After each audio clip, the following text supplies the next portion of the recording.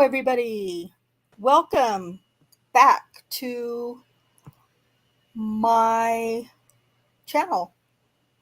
My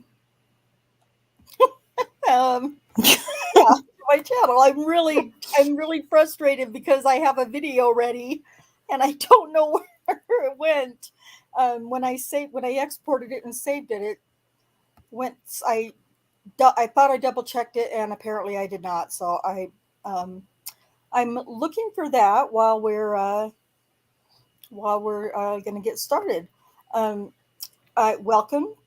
Katie is with me tonight, and Alice in Wrongful Conviction Land is here. Thank you very much. And I just have to say hi to a couple of people in chat. Kit, I'm not sure if Kit is still here or not, but Robski. So much love from Robski. I met Robski in a chat during the Johnny Depp trial, and he was a mod in auditing the absurd YouTube channel, and I'm so excited because he's in my chat right now. Ranty from Auditing the Absurd managed to, hey Kit, good to see you too. Um, did a really really cool shout out for my channel one day and helped me get from 250 something 51 subscribers and got me up to 349 subscribers in just a matter of minutes, really. I've lost 4 of those or 5 of those since then, but hey, you know what, that's fine, because it was really really amazing to see everybody in that chat show up, and no blushing, Robski. It was awesome, and I'm so grateful to have you guys here. I really am. And Dark Side and Little Barb, welcome you guys. And it looks like Jack from Foul Play has joined the panel. Ta-da! Ta-da! How are we doing? Doing okay, Jack. Where did you send my video to? Your video? I'm sorry. Yes, I exported it from Filmora, and Oh, you don't know where you put it? well, it said that I was going to put it in my OneDrive, my personal OneDrive, because that's where all my space is. And so I saw OneDrive when it selected the place to send it, and apparently it was in my OneDrive in Windows C, and I can't find it. I'm so annoyed. Do you remember what you named it? Yeah, it's yeah. Let me You see remember if the I name? can. You can go to your search function and you should be able to pull it up pretty quickly. You can just open up your File Explorer. Um, it's only got it in there like 900 times because I've got. Let's see. It's telling me that it's in Filmora, but that's where I didn't send it to Filmora. That much I know. Yeah, I intentionally not save anything into the Filmora world of black holes and Yeah, it's a black hole other for real. other galaxies. God, there's a lot of folders there. That's why I just send everything to my OBS folder and I'm done with it. I know where it's at. Well, yeah, I'm still not doing OBS. Sorry. I know that is where you would like me to become proficient. But I mean, everybody's got their own thing, yeah, let's see. So while you're looking for that, yes, chat it up. I visited Daniel last week. Cool. For 2 days. He's been getting a lot more visitors, after 2 years with no visitation with COVID. Visitors are, filling up the schedule again. So it's really good for him. Jim's back on schedule, so he's working out 2 to 3 hours a day, which, that's probably what keeps him going besides the supporters. And boy, he's really bulked up since the last time I saw him. Oh, that's awesome. Yeah, it looks like he needs a 6X. Oh my gosh, you're kidding. He's in a 5X right now, but around the bicep, it's pretty tight. But I guess those are hard to come by. Biceps? For me. He doesn't seem to have a hard time coming oh, wow. You're funny. I try. When he first got in, they gave him clothes that were way too small. I guess they do that to screw with people, give them clothes that make them look silly when they're new. Of course. Yeah. So he got some appropriate size clothing through the back channel that prisoners use, I guess.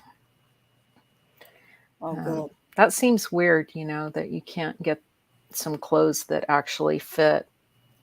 Yeah. It's worse when they're too small. But we played 100 games of Uno and 100 games of Uno. Awesome. Chatted it up. He loves to play cards. Not Uno, but, considering he'd rather be playing poker, but I'm not much of a poker player, so. No blackjack or anything, huh? He taught me a game a couple years ago. I think it was called Split the Sheets or something like that. And that was kind of fun.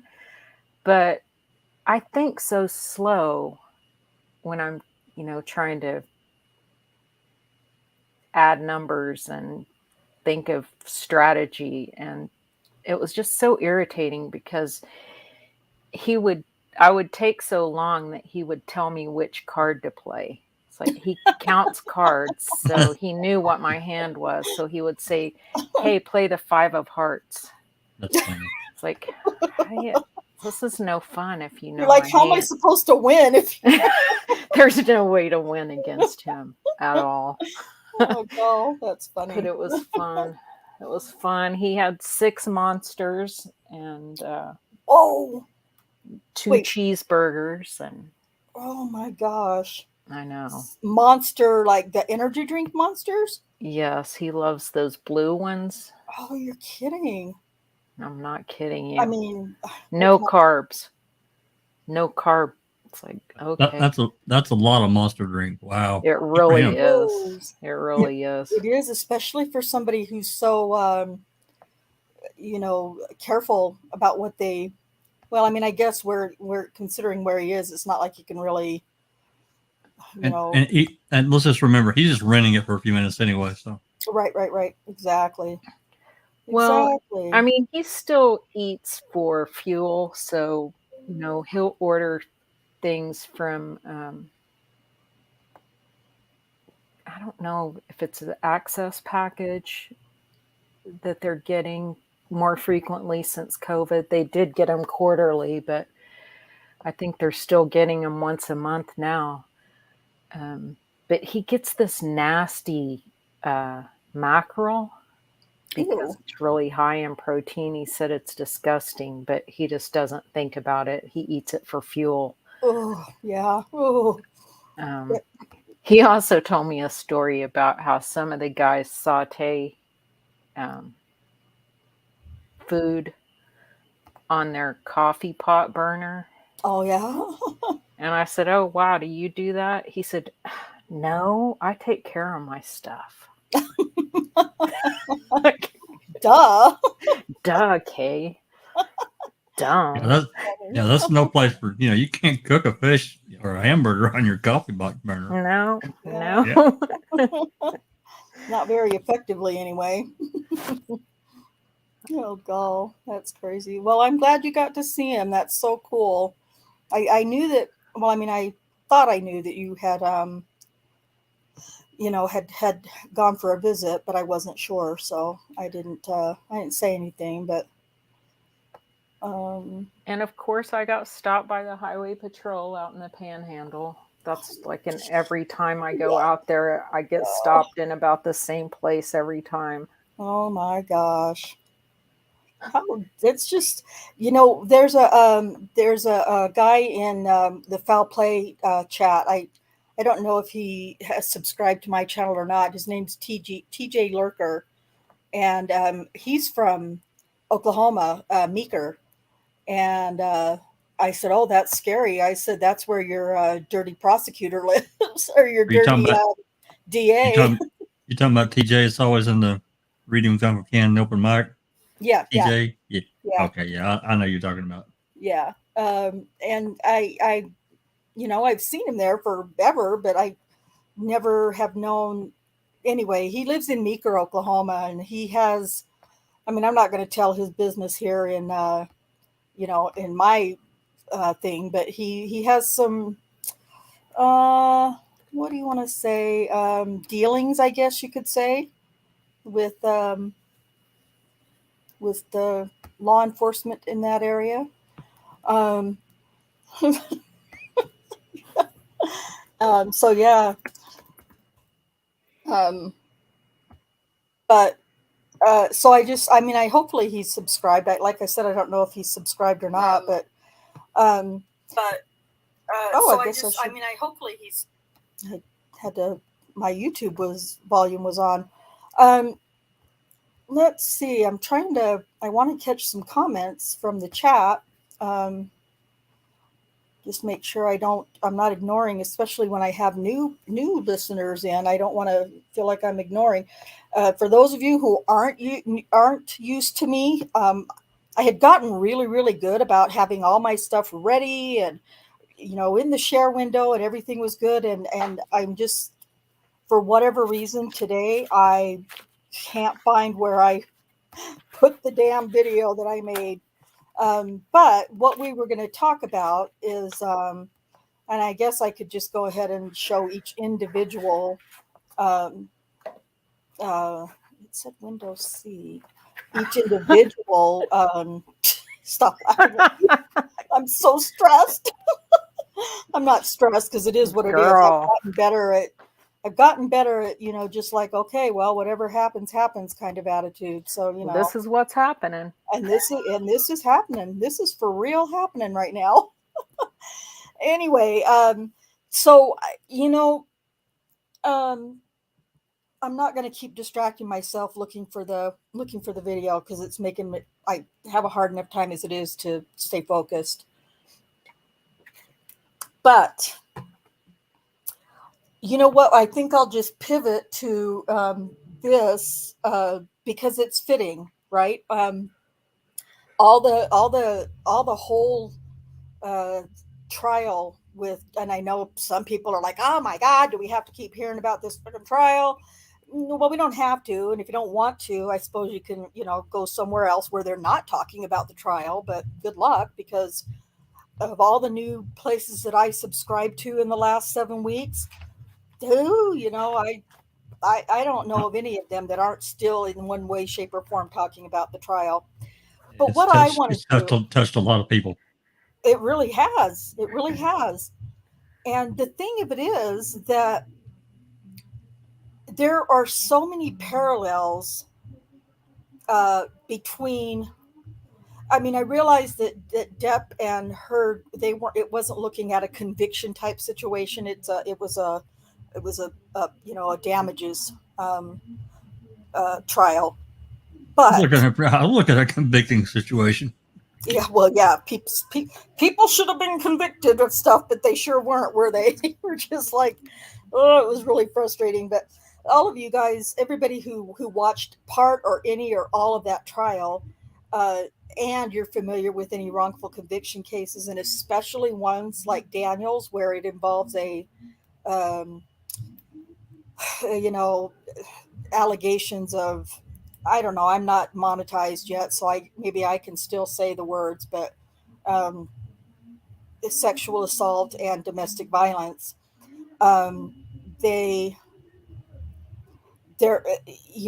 Daniel's case was about those things. Well, not necessarily the DV, but he was convicted on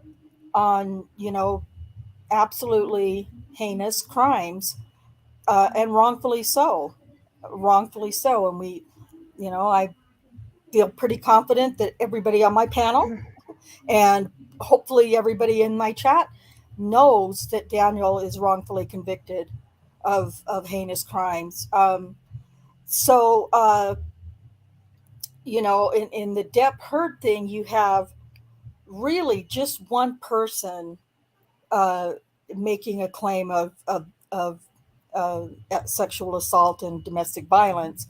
And in Daniel's case, there are 13 women who have made a false allegations against him. The difference is, people have to pay out money. Amber Heard, she's awarded. I guess it came down to 8 million and something now at this point, and Johnny was she was awarded 2 million from Johnny and whatever. That's all whatever stuff. But the difference is that's so troubling between the two situations. Daniel is an innocent man spending 263 years in prison for crimes that we know through our research, through our reading, case documents, case information. We know that Daniel was set up and that he is innocent 100%. And so that's the difference. Daniel is falsely accused, and I know that a lot of the new YouTube channels that I started listening to, a lot of those men that are in those channels, running those channels, they have been accused as well of horrible crimes themselves along those lines. And I every time I would hear one of their stories, my heart would just ache for them, and at the same time feel so grateful that they didn't end up where Daniel ended up. Um, I know one of them, at least one of them, had more than one accuser after him, and it very, very easily could have been him in the same situation as Daniel. Uh, from what little bit I know about his story. Um, but yeah, anybody can please feel free to jump in. What I wanted to see come of this is accountability for false accusers, because you see it, I just haven't seen it, in the media. When there are false accusers, they don't get charged. Right. Yeah. And the other thing is, what, when Johnny Depp says that this isn't about the money, I imagine that through his counsel, maybe he'll let Amber know that she won't have to pay the money if she just moves on with her own life, because that's all he wants is peace. I could see him doing that, but she's not going to stop. She's not. Funnily, you should say that, Kay. I have thought the exact same thing. And I have thought, because he has character and who he is, that's the kind of thing that he would do. He's going to let her off with that money, so that because it's not about the money for him. It was clearing his name and getting his story out there. So I agree with you 100% on that. I've had the exact same thoughts. My hope is he doesn't, because she needs to be taught a lesson. Anybody, as you say, who's made false allegations need to be held accountable, because what's happened to Daniel and the amount of years that he's got because of these 13 so-called allegations is disgusting. But if she wants to continue to punish him with her slander, then he can punish her right back with a garnishment. Yeah. Here's what I see about the money itself. I mean, I watched Ben Chu and Camille earlier. He wouldn't really talk about it too much, other than kind of drop some hints that if she drops the appeal, and maybe maybe something could get worked out. He didn't say that in words, but that's kind of what I got from it. Couple things. I think she should be punished for what she's done because false allegations. Look what's happened. 6 years of his life gone. He's been trashed in the world theater, and it took him that long to get it out there. But this kind of thing. Daniel was arrested and convicted, basically, and there are parallels here. And for Johnny, Amber does this she does the TRO in 2016, and then moving forward, and it all stemmed because she didn't want to sign that post note. But this op-ed in 2018, basically in one fell swoop, you might as well have locked Johnny up because it cost him, what did he say at trial? Nothing short of everything. That was his measured. If you remember, he paused when Camille asked him, "What have you lost?" And he paused and said that. Nothing short of everything. I can't even imagine being accused of that kind of thing and having to go through that crap. And it's just, but see, there's no legal recourse from a civil side. I mean, from a criminal side that he could do because it's an intangible, right? So she comes along and presents all this really tacky and crap photographs that are terrible. They're clearly retouched. The recordings absolutely destroyed her. She kept changing her story. She wasn't credible on the stand at all. It's so dangerous for somebody that's rich. But just think about somebody like me that didn't have any money. I'd be screwed, absolutely screwed, because I don't have anything. I don't have any money to go chasing down someone. It's hard to say how many millions of dollars he spent. I mean, it's well spent. These are good lawyers, Minshew and Camille and all the rest of the team there. They're really. That was another thing about the trial. And I've commented about this before, and that's the last thing I'll say, probably. And I'll bring it down to the closing arguments. And Camille got up and talked. It was calm, measured, in control. Elaine gets up, and it's like a radioactive bomb went up in her mouth. Somebody started, attached a 12 horsepower Briggs and Stratton engine to her mouth, and God, it was on wide open. Then Rodborn got up, and he was almost as bad, maybe not quite. And then here we go with Camille gets back up and talks some more, measured and calm. It was such night and day difference between the two teams and the approach. They came off as extremely credible and wanting the truth, even if it hurt Johnny, whatever. And he laid all his everything. He took all the change out of his pocket and laid it out in front of the world and accepted it as his responsibility for his problem. Amber never did it. And still to this day, she's maintaining this facade of lies. She didn't take Oh, I'm sorry, Jack. No, I was just going to say through her spokesperson, girlfriend, Eva. I'm done. She didn't take responsibility for one dang thing. I think at one point she said, "I'm not perfect," but that wasn't in reference to, taking responsibility for anything. That was just part of her rambling testimony. That's right. It's ridiculous. It is. She's never going to stop, though. She's going to die on that hill because she sees it as the only way to get her career back. She knows that she's done the way things stand. Yep. At least I believe that. Did you find it, Rhonda?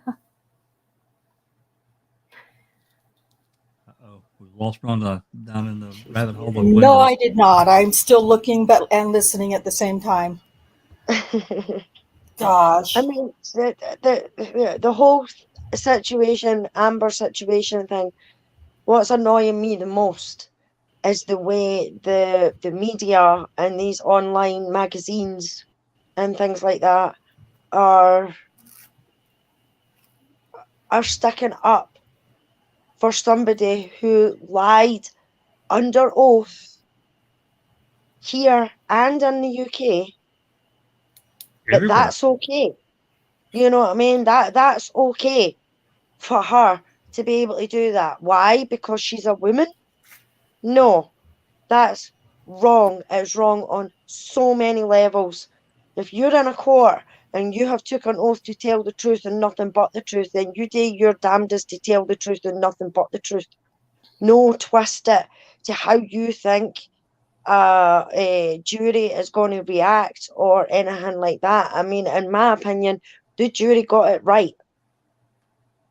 But don't get me wrong, I have seen juries to get it wrong. The jury got it wrong in Daniel's case. The jury got it wrong in Luke's case. The jury got it wrong in Stephen's case. But on this instance, a jury actually got it right by listening to the evidence, by taking the evidence, all the evidence from both sides into account, and they still came back in favour of Johnny. Now, for what I've heard and what I've seen, a defamation trial in the UK is like maybe over here trying to sue a newspaper is a high bar to hit, you know, and Johnny has done that, which I think is fantastic. But these people that are out there that are standing up for her, saying that it's okay to lie, what message is that sending out to other women and other men? I mean, it's the men that my heart is going out to right now. The men in domestic violence who have seen what Johnny's went through and might not still come forward, because if they come forward, they're going to get ridiculed in the media. That was another thing that I really saw go out. And even, most criminals have this presumption, this due process, the due process clause, United States, we could talk about the 5th, 6th, and 14th Amendment. Due process is not just like it's one thing, it's an umbrella of various things. And he wasn't afforded that at all. She comes out with the op-ed.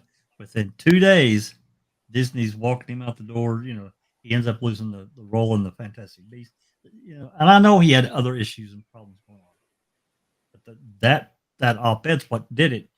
It was judge, jury, and executioner. You're guilty. Get out. And I hate that. Yeah. I agree with Rob Ski. That was a really good judge who was impartial. I really was impressed with the judge. Oh, Judge Penny? Yes. Absolutely. She kept the train running fairly, I think. I've said it before. I think she allowed Rottenborn and Elaine too much leeway the first week, and she had to spend a little time reeling them back, but she got them back. But overall, she did I thought, a really good job. Really good job. One thing I'd like to see come out of this is that, when the Me Too movement came about, and it still is just politically incorrect not to just believe the woman. Right. Every single case needs to be looked at on a case-by-case basis. I mean, absolutely, it's unbelievable that for such horrible crimes, to be accused of such horrible crimes as sexual crimes, it's horrible to think that you're automatically guilty in the square. And that, I mean, I wish that could change. And maybe that things like this will help, but there should be some mechanism. And hey, look, you get the ones like the Epsteins and some of these other really, really bad people. Yeah, they need to be nailed to the wall. Absolutely. And I would never ever. If I thought I've told Alice, I told Rhonda, and maybe you probably even heard me say it, Kay. If I thought for 1 second Johnny had hurt her, I would be jumping down on his skull from the very second. I never saw a thing, nothing, and I'm, But again, this goes back to guilty. Now he's had, he's lived this guilty until proven innocent crap for Right. years now. That's right. I hate it. I hate it. Yeah, I mean, it happened as soon as she made that, went and got that trio jack on the 27th of May 2016. That was it. Johnny's career and reputation was over because the media That damaged the hell out jumped of it on. for sure. Yeah, the media jumped on that fucking bandwagon, and they went with it without investigating it, without speaking to other people. They just took her word for it. She even admitted that she was the one that that notified TMZ about the divorce happening. that was such funny. That was a That great. was hilarious when she done that. That But deposition was gold. yeah, but as they say, the truth will out. And she done it herself because she thought that she was so cocky and so arrogant during that deposition. She thought, yeah, I'm going to go in here and I'm going to tell my story and they're going to believe me and it'll no matter if it's true. And you can tell that with her face expressions, her eye rolls, her smirks. And then she's in that much of a role that, oh no, I told such and such to tell Johnny, to get it to Johnny so that he wasn't finding out Yeah. that I leaked it to TMZ, and then went, oh, and held her face,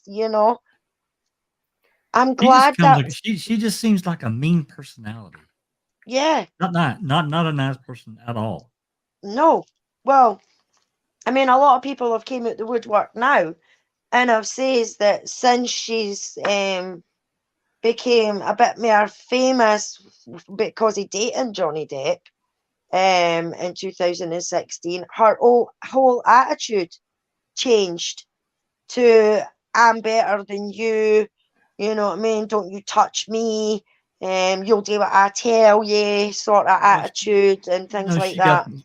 that she became empowered, with the Me Too. Look, there's a place in the world for Me Too, but it's got to be for men and women, right? It's got to Yeah. be for both. It can't be just for one. Can you imagine what the media would be running, what stories they would be running right now if the jury came back and said that Johnny was guilty? Oh my God! You know what I mean? They would be having a field day of, oh, we told you he was an abuser, we told you this, Amber told you this, and everything like that. He'd be under death threat. Probably have to go into hiding and. Yeah, yeah. But she can make up photographs. She can get people to lie for her on the stand. Yeah, that's a big one right there too, Alice. Yep, yep. She can get people to lie for her on the stand. She can get medical experts to basically put their licenses on the line, coming up with cockamamie stories. But yeah, she's the one that sat on that stand and said that this was the Johnny Depp show. Yeah. You know what I mean? Johnny Depp's witnesses came out in defense of him. Some of them flew for the other side of the frigging world to be at his side. You know what I mean? Because It's they just believed in ridiculous. his truth, that he Mhm. was there. The It's ones just that came and ridiculous. testified for Amber couldn't even come in and take the stand themselves, and done two different depositions, and they still lied under oath. You know what I mean? And it's just, people who lie need to be held accountable.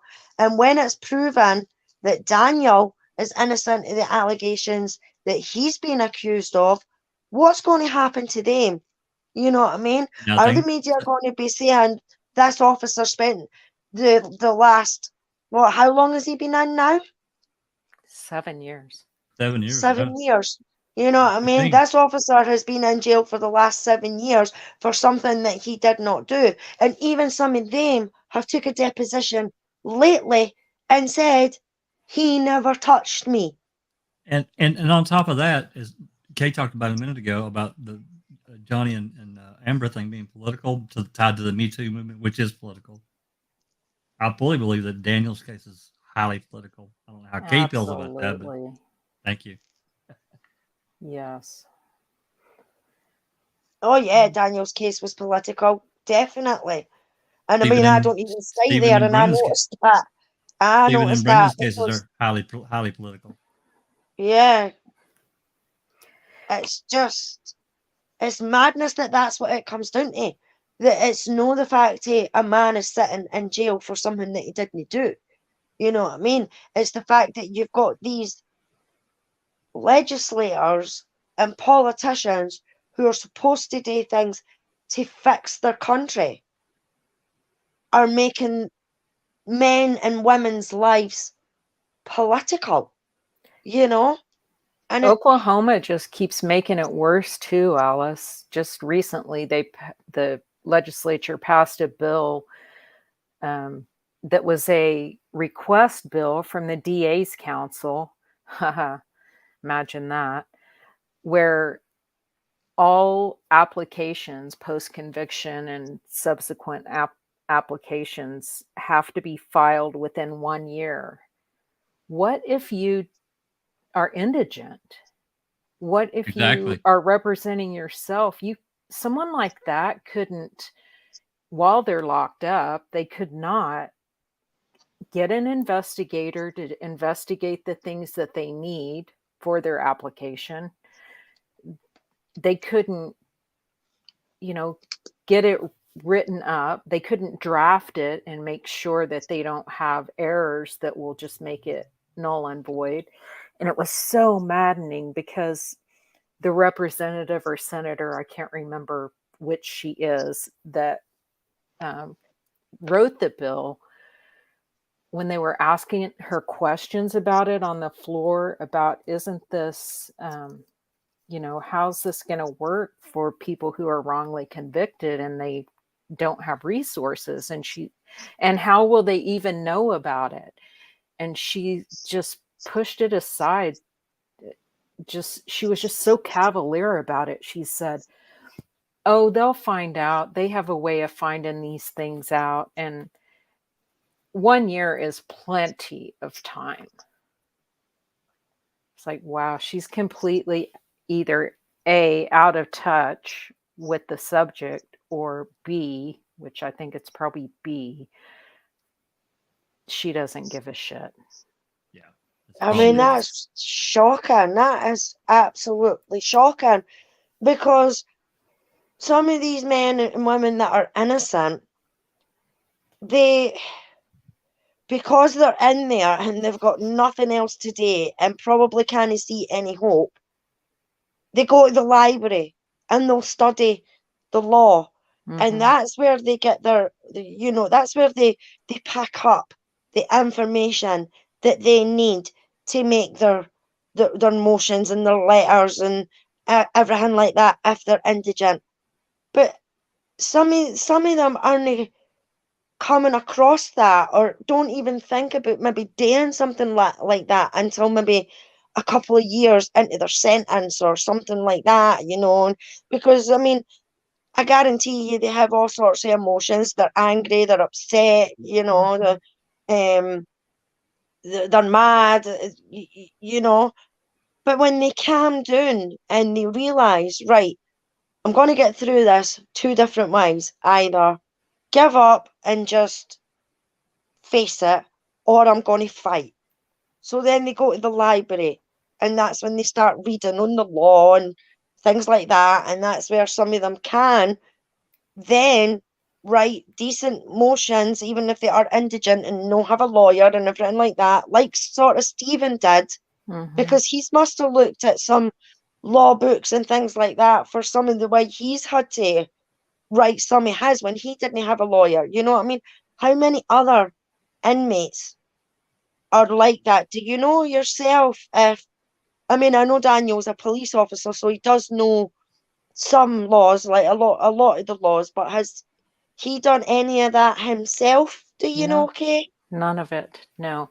He's been No. fortunate to have counsel, although his direct appeal was, counsel from the Oklahoma Indigent Defense, whatever that is, OIDS.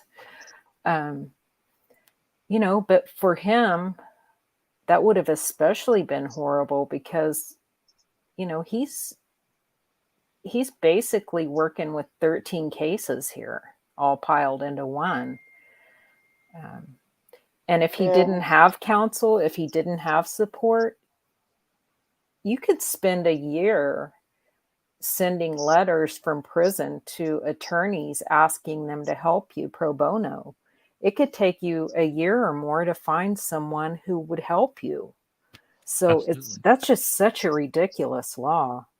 Yeah. And Oklahoma's not the only state, obviously, that has the 1 year deadline because, we all know that all the state is interested in is finality of the sentence, finality of the conviction.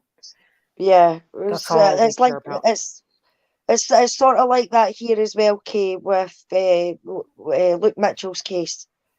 Even though we've managed to uncover shoddiness with the investigations and lab results and things like that, and no DNA, the police to this day still say that conviction was right, and it wasn't.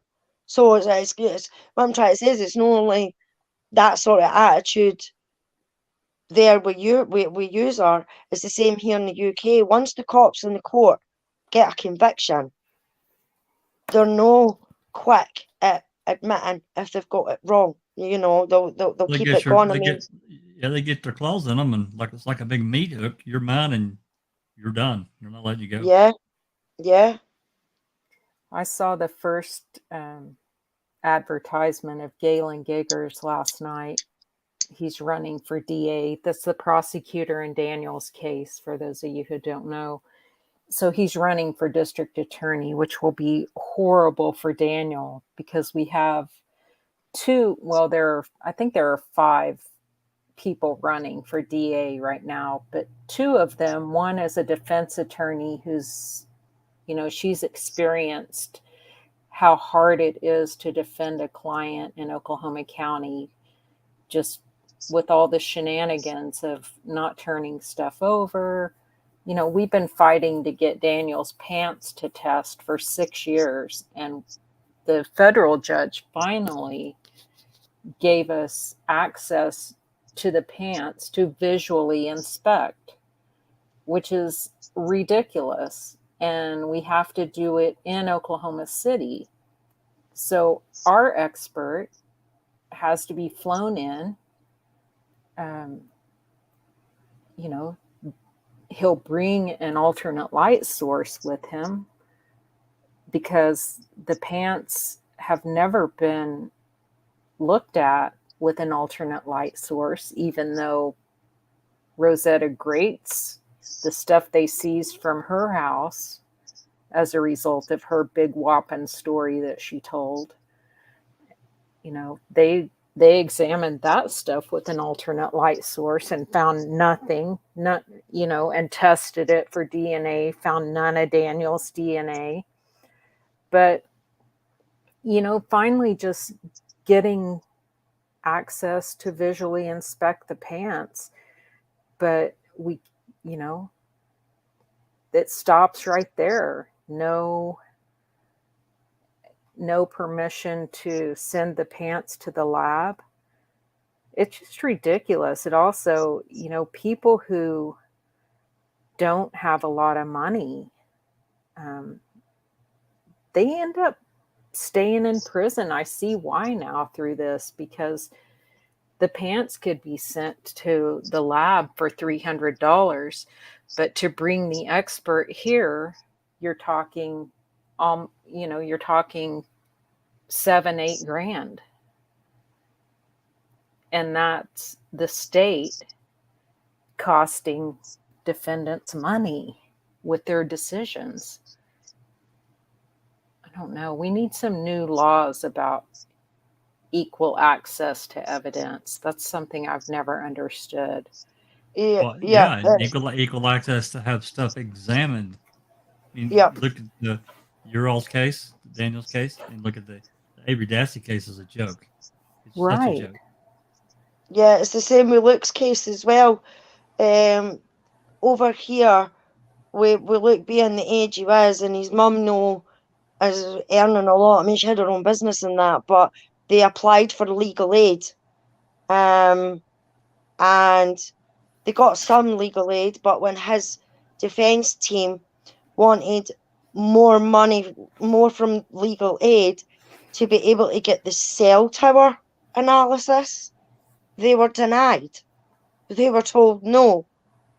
And if the prosecution got it, they didn't hand it over to the defence.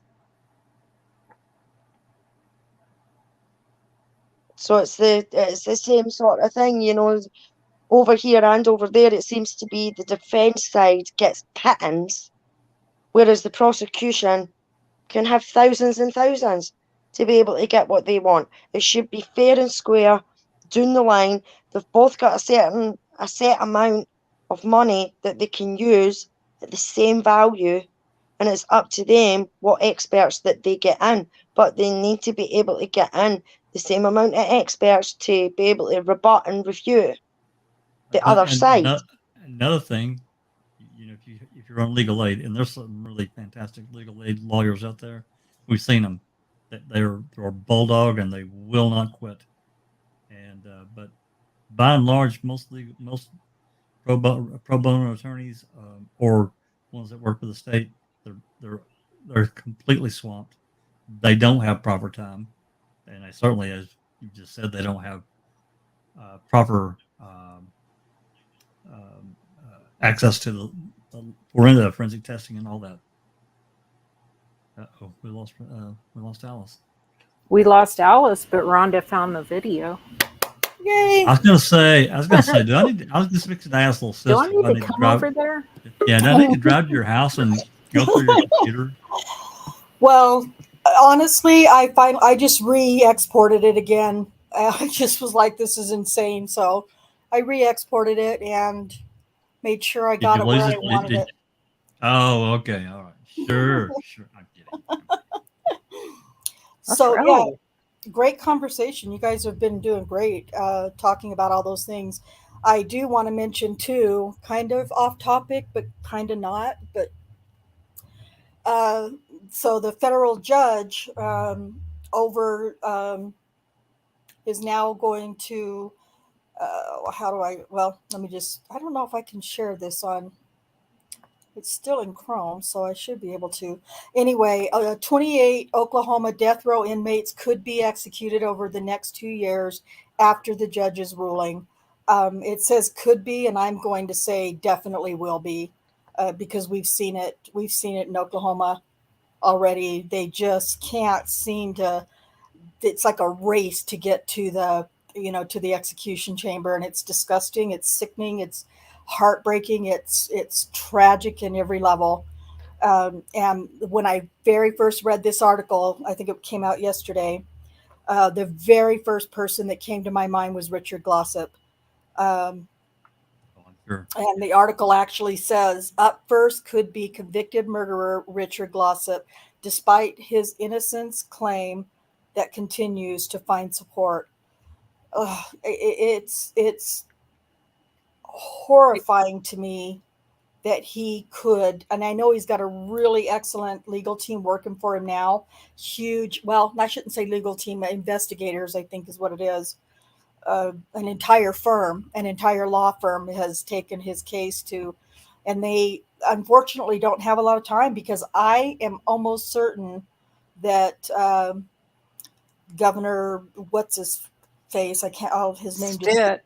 Governor Stitt, and then the AG, John Holmes, what's his name? O'Connor. O'Connor, John Holmes. You like John Holmes? I think John Wait Holmes a is a minute. porn star.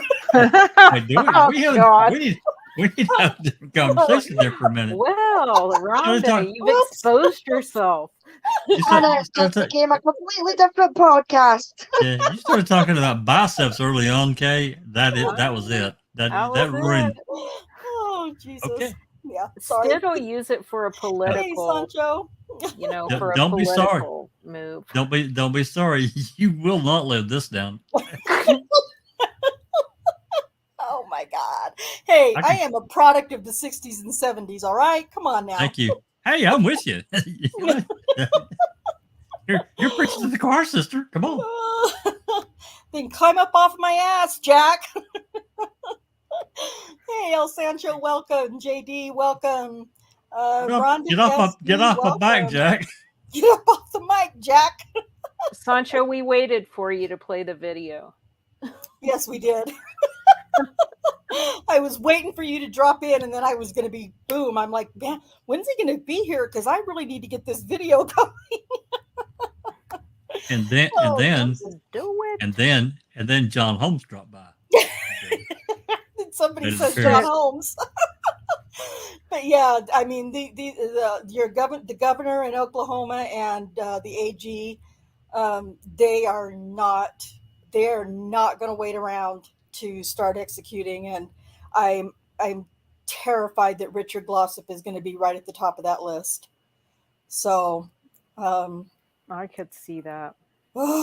It's makes me very uneasy and very, very anxious. So All their Yeah, campaign ads are, we like Galen Gigger running for DA. I have put more murders and rapists and blah blah blah in prison than that's what I've done in my blah blah years of blah blah. Stitt, same thing.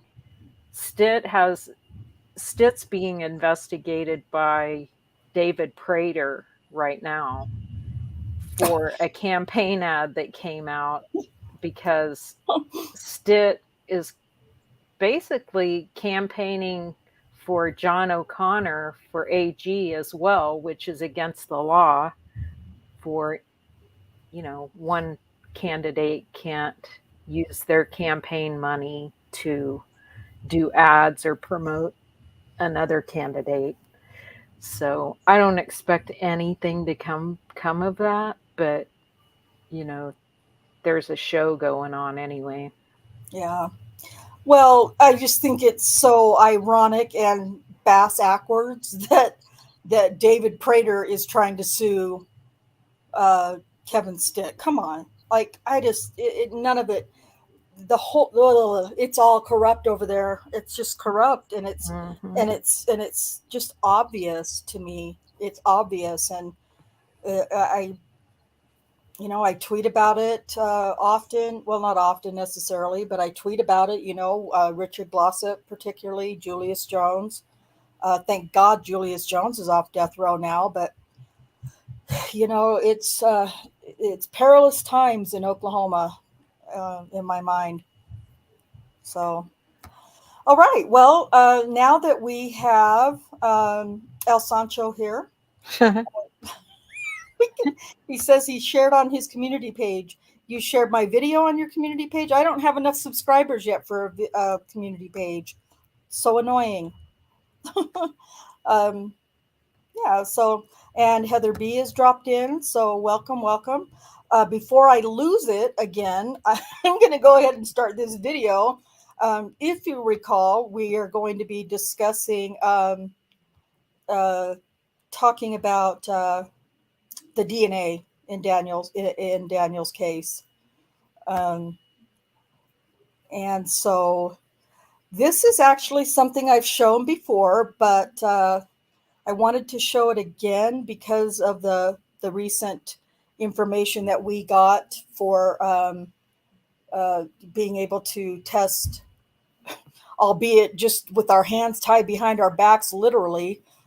Being able to test Daniel's pants, and Erica does a really good job of breaking it down. And there's going to be a couple of appearances from our friend, the liar Galen Giger, and she'll call him out on that too. So here we, whoops, well, that was not what I wanted to do. That's what I wanted to do. There we go.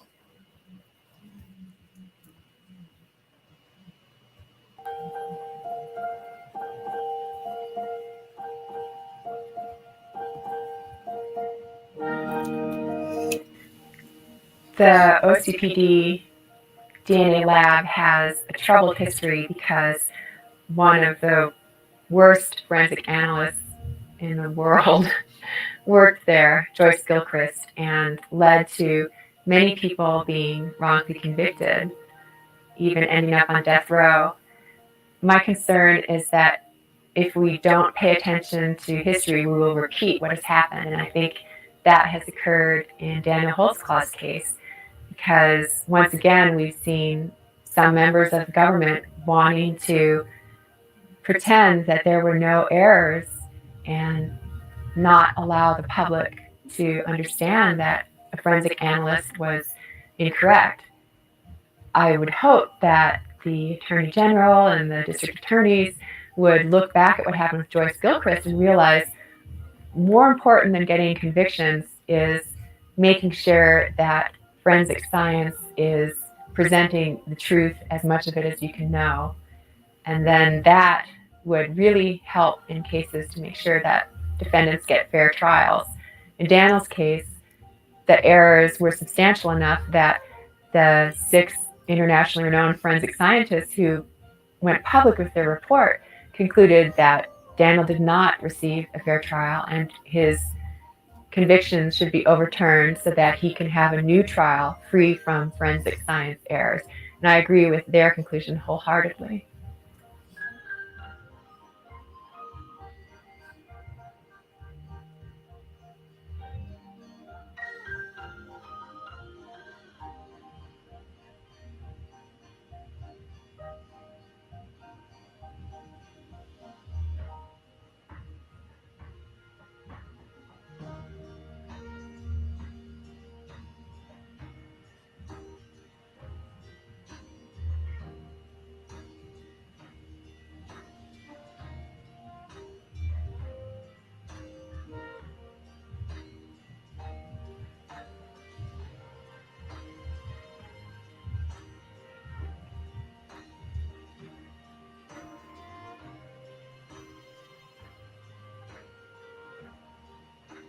There are several articles that show that Mr. Giger's belief that DNA transfer does not happen, that belief is incorrect and does not match science. There's a study by Sarah Jones and Kirsty Scott that came out in 2010 in the journal Science and Justice. And this study discovered that a woman's non-intimate skin cell DNA from her face and hands could transfer to a man's hands when he touched her briefly, and then to the underwear of the man, and even all the way to his genitals. So that proves that Mr. Giger's statement is incorrect when he was claiming that this explanation of innocent DNA transfer via Daniel's hands is impossible. A second study by Helmus and others, which was published online October 27 of 2015, which is just before the trial, found that you could actually have skin cell DNA transfer from a person's neck, rubbed for 5 seconds with a piece of cloth, and then the cloth was handed to a second person. It then got under the person's hands, and then that second person touched a second piece of cloth, and that second piece of cloth then found the initial person's from the neck DNA on that second piece of cloth. So this is called tertiary transfer.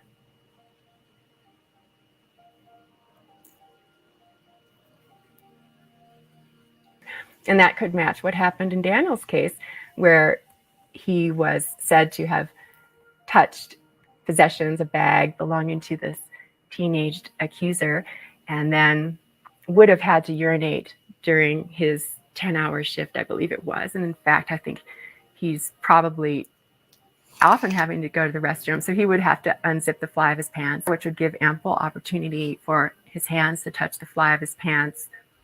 A third study is by Kale and others, and that was published online September 2015, also before the trial. And this study found that if you shake hands with a second individual and then touch a knife and then swab the knife to see the DNA that you find, you can actually find DNA belonging to the person whose hands you shook, but not your own hands when you handle the knife. So as an analogy to what could have happened in Daniel's case, on the fly of his pants, he could have transferred DNA from another person with whom he came in contact, but on the fly of his pants, he may not have left sufficient quantities of his own DNA for it to be identified during testing. On February 5th, 2016, which was after Daniel's conviction, Prosecutor Giger talked with Ariel Reshef of Coco 5 News, and he said a statement that I'd like to break down to address all the factual errors in it and also point out what is true. The overall issue here is that Prosecutor Giger has misrepresented the DNA evidence in Daniel's case. And I'm concerned that a prosecutor who has done that is also the one who, in recent secret hearings, has been questioning the people at the hearings about Elaine Taylor's personnel records. I don't believe that someone who has misrepresented the DNA evidence, not only in the trial and to the public, is able to understand the evidence enough to realize whether there are errors in it or not, because his statements to me are internally inconsistent and irrational. So to the public on February 5th, 2016, in a TV news report, he said this. The DNA evidence were skin cells. The skin cells were transferred through the body fluids of a 17-year-old girl after he raped her. That's what the evidence was. That's what the jury heard. And certainly that's what they convicted him of. Some people say they're skin cells. They could have been from anywhere. They tried to explain DNA from a 17-year-old girl that ends up inside his pants at the areas where his privates are. Quite frankly, their explanation was not believable because you can't explain that. So those are Mr. Giger's understandings of the evidence and the trial. And the part that he is correct about is that the jury did hear that the evidence was that there was vaginal fluid, because that's what Mr. Giger told them in the closing argument when he misrepresented the evidence.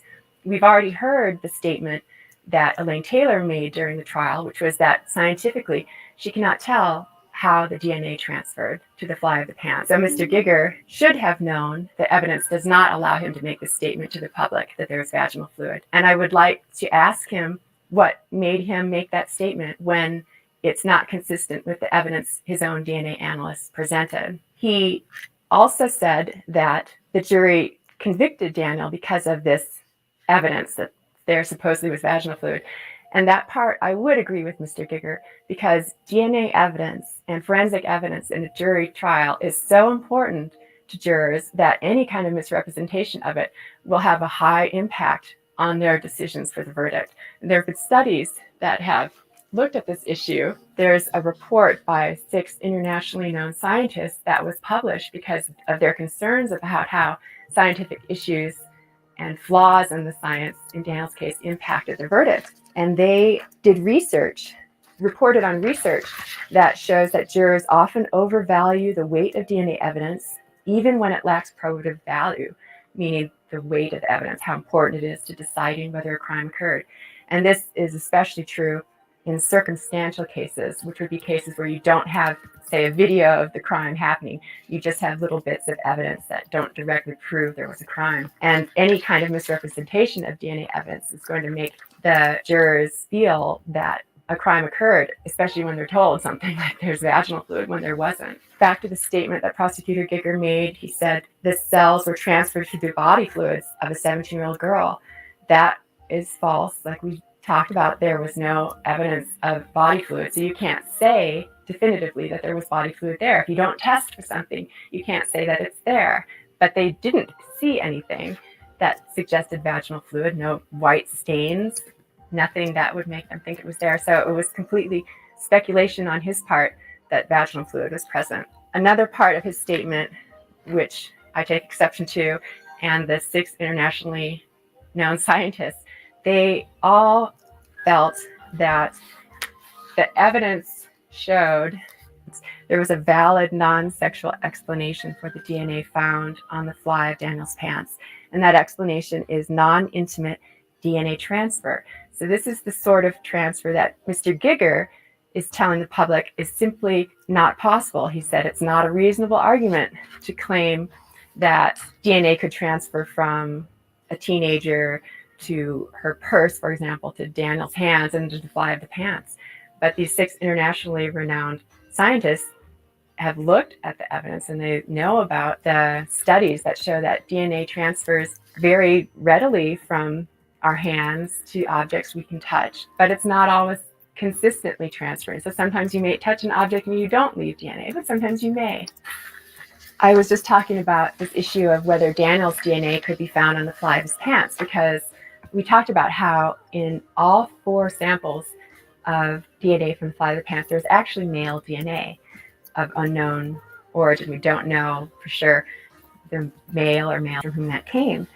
Prosecutor Giger has made a statement on December 13th, 2016 in a Channel 4K4 news clip that shows once again he does not understand the evidence. If what they are trying to get people to believe, which is not accurate, is that it could transfer from a purse to hands to pants to inside of pants. Significantly, Daniel Holtzclaw's own DNA was not found on the inside of his uniform pants. I think that speaks probably louder than anything I could argue as to the ability of someone's skin cells from their hands to get transferred to a piece of fabric. We talked about articles that show, in fact, DNA can transfer from a person's hands to objects. This has been known for over 20 years. So that part's an error. But the other part that's an error is when Mr. Giger claims that Daniel's DNA was not found on the fly of the pants. He got this claim from his DNA analyst, Elaine Taylor, who testified in the trial that Daniel was excluded from contributing DNA to all 4 samples of the fly of the pants. And Prosecutor Giger's argument then in the trial was that if you can't find Daniel's DNA, then surely that would mean he didn't touch the fly of the pants with his hands, and therefore DNA matching the teenager on the fly couldn't have come from Daniel's hands. Otherwise, we would have found Daniel's DNA. That argument is flawed, and it breaks down for several reasons. Number one, Elaine Taylor was incorrect when she argued that you could exclude Daniel from being a contributor to the fly of the pants. Most obviously, in the 2 interior samples where there was a Y chromosome that she failed to disclose during the trial, or in her written report about her findings, that Y chromosome with a low level of it present could have come from Daniel, but they did no testing of the Y chromosome to see if its alleles matched what you'd expect from Daniel. So it was simply wrong to conclude that there was no DNA from Daniel because they could not tell that. The results were actually inconclusive. For the 2 outer samples from the fly of the pants, those were mixtures of at least three or more people. When you have complex DNA mixtures, that would be mixtures from at least 3 people, it is not possible to conclusively say that a person is excluded from contributing, because actually many alleles that matched Daniel's DNA profile were found in those 2 samples, just not all of his alleles. And so we don't know, was it that his DNA was not there at all, or was his DNA there at low levels so that only some of the alleles that matched Daniel were detected? The conclusion should be that it's inconclusive as to who contributed to those samples and whether he could be excluded or not. In Elaine Taylor's written reports for 3 of the samples, the second one, which was partially inside, and then the 3rd and 4th from the inside, she correctly wrote in her report that the data were inconclusive as to whether the contributors who contributed very little DNA were a particular person or not. So she was correct for those samples in saying it was inconclusive as to who those minor contributors could be. But for the exterior sample, which was a mixture of many people's DNA at approximately equivalent levels, during her written report, she actually stated that Daniel Holtzclaw could be excluded. And I feel that was an error from what I've read about forensic analysis of DNA mixtures. When you have a mixture where there are many alleles present from a variety of people at approximately equal level, you just can't tell whom they came from, especially when there are some lower level alleles not at high levels, where it's possible that not all of the person's alleles were detected. So she made this error in her written report, but then especially in the trial, she contradicted her written report statement that there were inconclusive results, when in the trial she claimed that Daniel was excluded as a contributor. Mr. Giger, however, latched on to her argument that there was no DNA from Daniel, and then he, like he said to the press in December of 2016, used this claim that Daniel's DNA was not present to argue against the possibility that Daniel just innocently transferred DNA from the teenager and others on the fly to the fly of the pants through his hands. A final error that Mr. Giger made is revealed in a December 2016 statement he made to the press, to K4 News, and he was talking about his belief that vaginal fluid was found, and yet simultaneously he believed that there was no test for vaginal fluid. So he said a very peculiar, internally inconsistent statement. Fluid containing the skin cells is absorbed into the pants, and that's what we have. If Mr. Holtzclaw or his supporters are advocating that there is a test that determines that this is vaginal fluid, they are lying.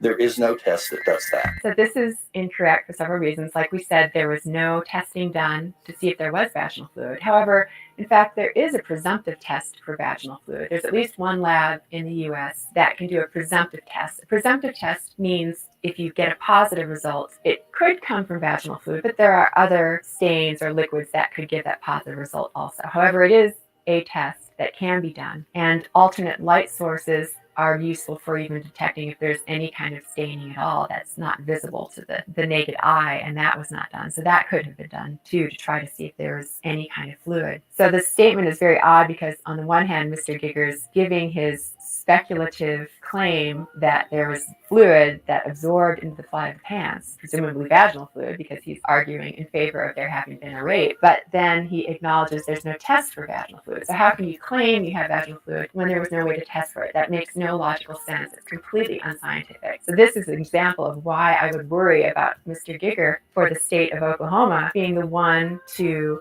have any kind of legitimate ability to question scientists about what the evidence was and whether the DNA evidence was significant, because I don't believe he understood it.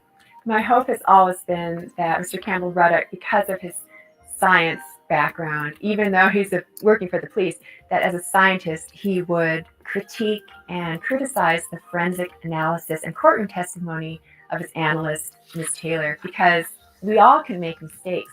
But what's important is when we recognize them, that we try to recognize them and then correct them and make sure that they never happen again, because Daniel Holtzclaw did not get a fair trial. And if these errors in the forensic analysis for his case occurred, it is possible that they occurred in other cases as well. So this doesn't just affect Daniel. It affects anyone in Oklahoma who ends up being accused of a crime. Campbell replied to my questions about DNA transfer and whether when you find DNA on some evidence item, you can use it to conclude that a crime had occurred or that it meant anything more than maybe just people had shaken hands and then touched something. He said, "You have absolutely stumbled across the major point with contact or trace DNA in that it is by no means absolute. There are many, many reasons why your DNA could be serendipitously present or not." He wrote, "You can get DNA from a few cells. Great. That means we can solve anything. No way. What DNA practitioners often overlook in the zeal to apply what they do is that we don't know anywhere near as much about it as we think we do. For example, the key is always, can you produce data or studies to support this hypothesis? That's Science 101. But with trace DNA, we really know very little about how trace DNA acts. There are so many variables involved that it makes interpretation of the circumstances very complex. In forensics in general, I think this is often forgotten in the rush to connect the dots." This quote really relates to Elaine Taylor's incorrect statements. She was advocating for the presence of vaginal fluid or saliva without doing any tests for them. She was concluding based on DNA that the likelihood of there being fluid was more likely than just a non-intimate touch. And she also ended up, based on the DNA samples, concluding incorrectly that you could exclude Daniel as a contributor when the data were actually inconclusive. Then Mr. Giger ended up taking the incorrect DNA analysis and rushing to connect the dots from those results to his belief that Daniel was guilty. He created an argument that did not make scientific sense.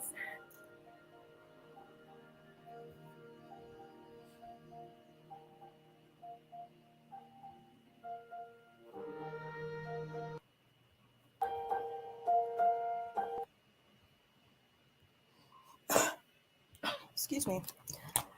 Okay, so there you go. I think that I don't know. I feel like this was just really, it was a good refresher for us to hear from Erica, um, how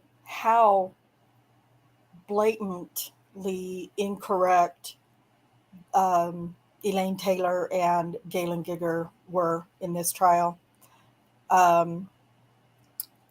Erica's much nicer than I am because I don't think any of these things are errors or mistakes or anything. I feel like they are all blatant. There's blatant lies, in my opinion. And when you say something was done in error, to me, that kind of means it was a mistake. Oops, I didn't mean to do it. If I could do it over again, I'd fix it or whatever. And I don't think that's the case at all with Gigger and well, Elaine Taylor. She's no longer in the crime lab, but she could still speak up. She could still speak up and tell the truth, no matter where she's at. But she's got to protect the cause as well. Her son-in-law is still in law enforcement there, Rocky Gregory. Her daughter, I believe, is still involved in the someplace in the OCPD, offices or something, not like on the force or anything. But I think she drives around and gives people notices to cut tall grass and weeds and pick up junk in their yard and stuff like that. I can't remember. Neighborhood services. That's not the point though, Rhonda. The big red flag with that whole investigation is the investigator that is investigating Daniel. His mother is the one who's doing the testing. He should have been recused. It's Rocky's mother-in-law was who it was. But that's it's still a relative. It's still a conflict of interest, right? Yeah, because a doctor can't do surgery on their family. Right. You know what I mean? So anybody who's in law enforcement should not be able to arrest somebody and then have their mother-in-law doing their forensic analysis for their case. Yep. That seems to be very common in OCPD, certainly. Elaine Taylor, her explanation for why she didn't use an alternate light source, she said, because I was only looking for skin cells because, I had to try to think, okay, so the allegation is that Daniel forced Janie Liggins, the lady from the after hours traffic stop of June 18th, 2014 that kicked this whole thing off,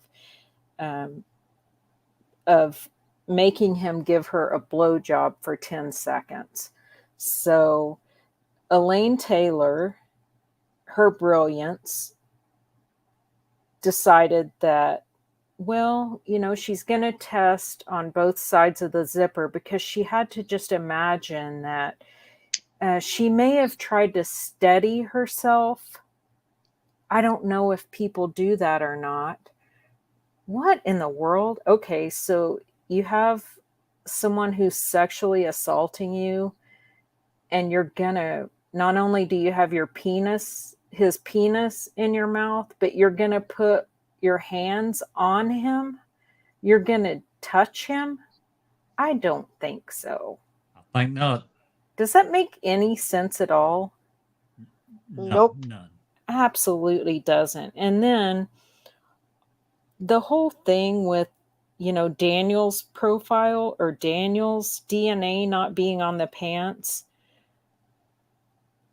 how their threshold, and I don't know who sets the levels for the drop in, drop out of the profiles. So when they're looking for Daniel's profile, and it's not a complete profile, so she starts and she looks at the first loci, the first location, and if it doesn't match Daniel's first allele, he's out.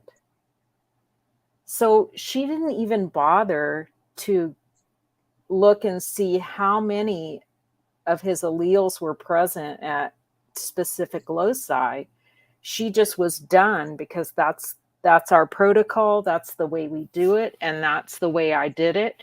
And I did it right. And that's why my report reflects that there's no male DNA, because there was no male DNA. And she was just so adamant about that. That's so ridiculous, because if you got a partial profile, an admitted partial profile, the first allele could be gone. Or so damaged it didn't get picked up by the level of detection, right? Right. And like Erica said in the video, there were several alleles that were matching at specific locations. They just didn't want to find that. I mean, I don't know. I think it's just, they're just inept. I mean, they were really just focused on making sure they got a conviction. The other thing, if your goal is to convict, then sure, you're going to ignore everything that you possibly can. Well, I guess probably even back then, Galen Giger had plans to run for district attorney when David Prater was ready to retire. And he's doing exactly that. The other thing with the 4 samples, the 2 samples from the outside of the pants and the 2 samples from the inside of the pants, Galen Giger requested those samples from the inside of the pants 15 months after the first 2 samples were taken. Wow. Why? Or another way to put that is that he requested those 3 months before the beginning of the trial. Right. It's just... But not only that as well, though. I mean, the DNA on the pants could be transferred DNA. And who could that have came from? I mean, I'm not suggesting that he likes 17-year-olds or anything like that. But Rocky Gregory took Daniel's pants off him, no gloves on, put his hand in the paper bag, moved it round the paper bag, shook the paper bag, no gloves on, and then put Daniel's trousers in that evidence bag. So the transfer of DNA could have came from anywhere. Do you know what I mean? I'm not saying that he likes wee lassies at 17 or anything like that. But to put evidence, so-called evidence, in a bag with being a police officer who should know better, should have had gloves on before he shoved his hand in that bag. That's right. And then when questioned about that in his deposition for the civil trial, he says, he acts like, what, it's no, did you break any policies in doing that? I don't know. I don't think it's that big of a deal. Well, don't you think your DNA could have been inside that bag where you put your hand in there? My DNA? No. No. He said, and both of the detectives were although they acknowledged that, or they said they understood DNA, and to some extent they explained transfer DNA, both of them we're ready to die on the hill of transfer DNA is just so rare. We don't get any cases with transfer DNA. So no. But just because they've not had any cases on the transferred DNA doesn't mean to say it doesn't happen. It's ridiculous. I mean, transfer DNA, although we don't understand it, I guess, as well, how easily can it happen? It happens. I mean, Well, it transfers from here to there to there. Yeah, I mean, well, you've just got to take the Daniel and the Den series, which I've posted in chat as well. So anybody that's not familiar with the whole case, please go and watch the Michelle Malkin Daniel and the Den. She done a brilliant 2-part series on Daniel's case. And you've also got Brian Bates Investigates. I've listened to it on Podbean, but I guess any podcast that you can listen on, Brian Bates Investigates, and he breaks it down from the trial to the accusers in 24 episodes. I've posted that in the chat as well. So please, if you're new to the case, go and check them out. But in Michelle and Daniel in the Denke, when she went to I can't remember her name, but it was the young lass with the light coloured hair who did the MVAC. Who did the what? Who did the MVAC, was showing her with the light and everything like that, what Elaine should have done with the light and everything like that. That was Susanna Ryan. Was that Susanna Ryan? Mm-hmm. Well, she did the experiment with the sugar. And she says it's just exactly like that. And she sprinkled a wee bit of sugar on her hand, shook her hand, and then she shook hands with Michelle. And the sugar transferred over, even though she thought she shook it off. And, and it's kind of the same thing. So it can happen. It happens easily. Yeah. It's just so crazy how stupid just how uneducated these people are. Right. I'm going to share a few. Well, I don't know. We kind of just started calling them flyers. I don't really know what they really are or how they're going to necessarily be used. But I've made some what we're calling flyers, and they're going to be distributed. And well, I shouldn't say distributed. It's going to be a social media thing basically, and so I'll share them on Twitter, my Instagram, which I never use. But I do have an Instagram, and you can find me on Twitter. My handle is @PeachesNana. And so, but I kind of, with help from Roxanne and with Erica and Travis Williamson Esquire, some suggestions from him as well. I kind of created these little flyer things that we're going to use on social media. Excuse me. There's going to be, so far there's 4 of them, but they all will highlight Gigger. Basically, it kind of started out as a campaign to make sure that Oklahomans know what kind of a person is getting ready to, who is running for the district attorney in their county. It's very dangerous to have Galen Gigger, because Galen Gigger is just the same as having David Prater. And David Prater is much to be desired. So this first one just is from the trial transcript. Holtzclaw trial prosecutor Galen Gigger misled the jury and an accuser about the DNA evidence. Holtzclaw trial question asked by prosecutor Galen Gigger, answered by the state's DNA expert witness, OCPD lab analyst Elaine Taylor. Question: Ms. Taylor, you can't say how that DNA got there, can you, from a scientific standpoint? Answer: the only thing I can tell you is it is a biological material that originated from Miss Gardner. fact, no vaginal fluid was observed or detected on the fly of Daniel Holtzclaw's uniform pants. Fact. That's a fact. This is Adara Gardner.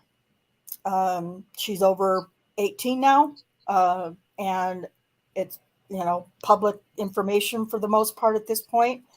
She's in the civil suit that's being worked right now.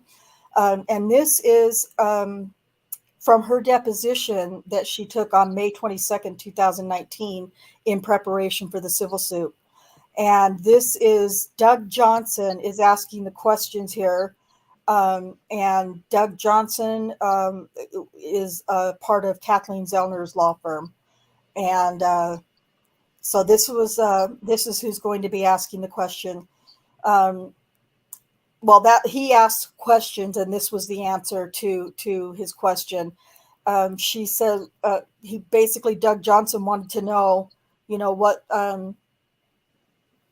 what was said to you before you testified. And she said, well, I was in the witness room, or whatever that room is called, where they have the witnesses waiting to go testify. I was there, and Galen Giger came to me, and he told me, I believe you. Out of all the other women, I believe you. And I said, why? And he said, because we were looking for a match of DNA that we found inside his police pants, and it was you. We found your vaginal fluid on the inside and outside of his police pants. Lie. Oh, that was me. I said lie.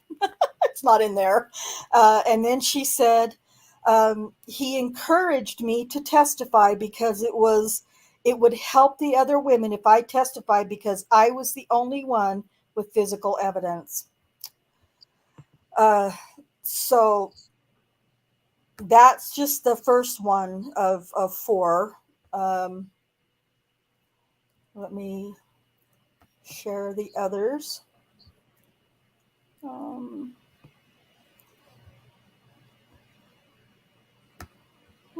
Okay.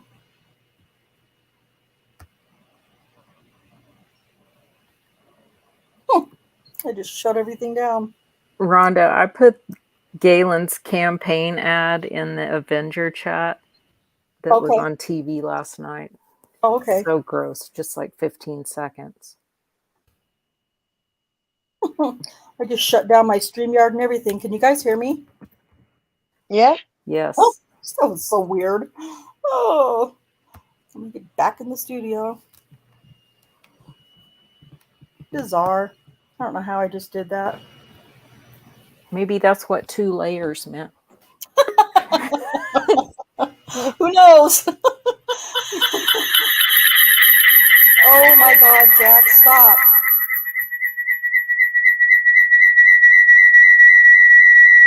Is that me or Jack? Oh my gosh. It's not me, because I was muted. Was that you, Rhonda? Rhonda, you're in the chat 2 times. So I am? Yeah, that's 2 layers. There's 2 layers. There's 2 layers. Wait. I'm special. There. I don't know. You sound like you got like a Star Trek thing going on over at your house. I'm heading your way. I don't even know what just happened. I don't know what it is that's doing that. Have you got 2 StreamYards open? I don't think so. You sound like you're in the TARDIS, Rhonda. I know, and I don't know what's going on. Oh my God. Get to the chopper. Well, it's a good time to end. Oh my gosh. Yeah. She gone.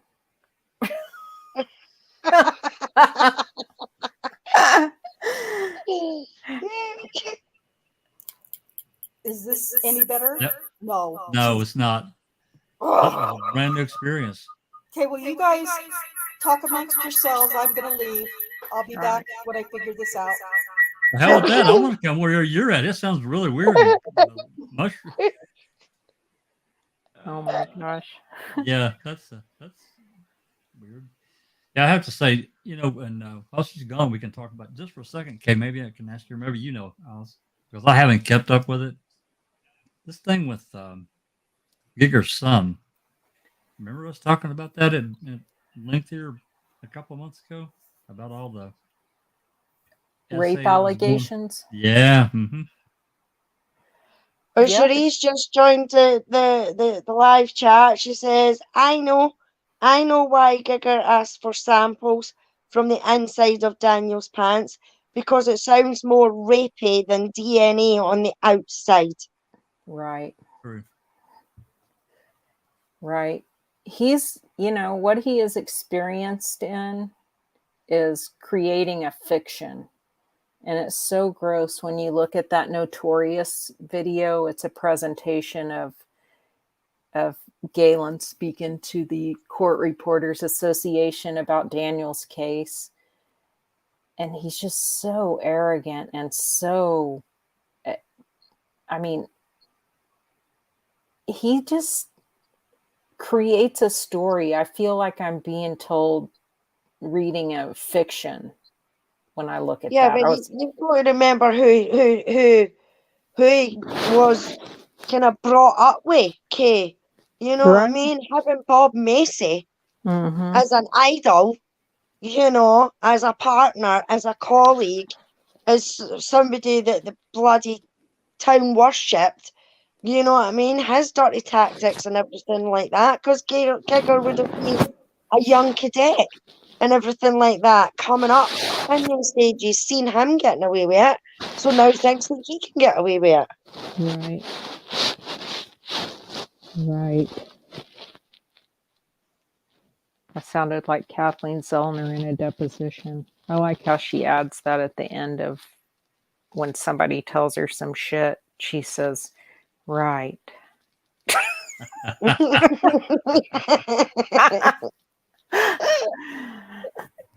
That's another badass lawyer when you see her in action. Strong reminders of Camille Vasquez. She knew more about DNA in that deposition than Elaine Taylor did. I know.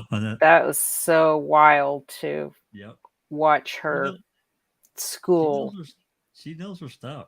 She does. She was prepared for that deposition for sure. Well, she also says, you come prepared to know the material.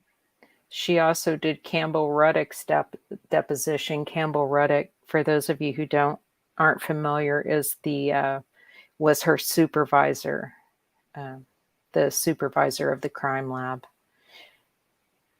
who seems to be a pretty stand-up guy. I mean, he seemed really forthcoming in his deposition, although the city attorney wouldn't let him talk about anything with the secret hearing until the very end, the very last question. Zellner kind of manipulated Richard Smith, kind of charmed him a little bit.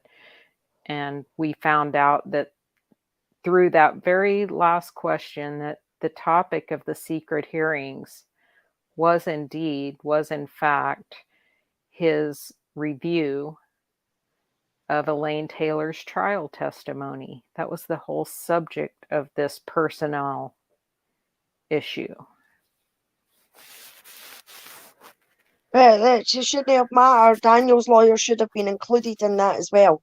Absolutely. I've never heard of anything like that. And still, what's still horrible for Daniel is that Daniel's been through several attorneys, and the attorney at the time of the secret hearings was the guy that was Lockard, James Lockard, who did Daniel's direct appeal.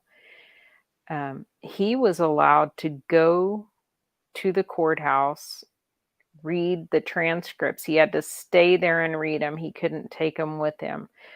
And they were still redacted, but Daniel's new attorney isn't allowed to do that same thing.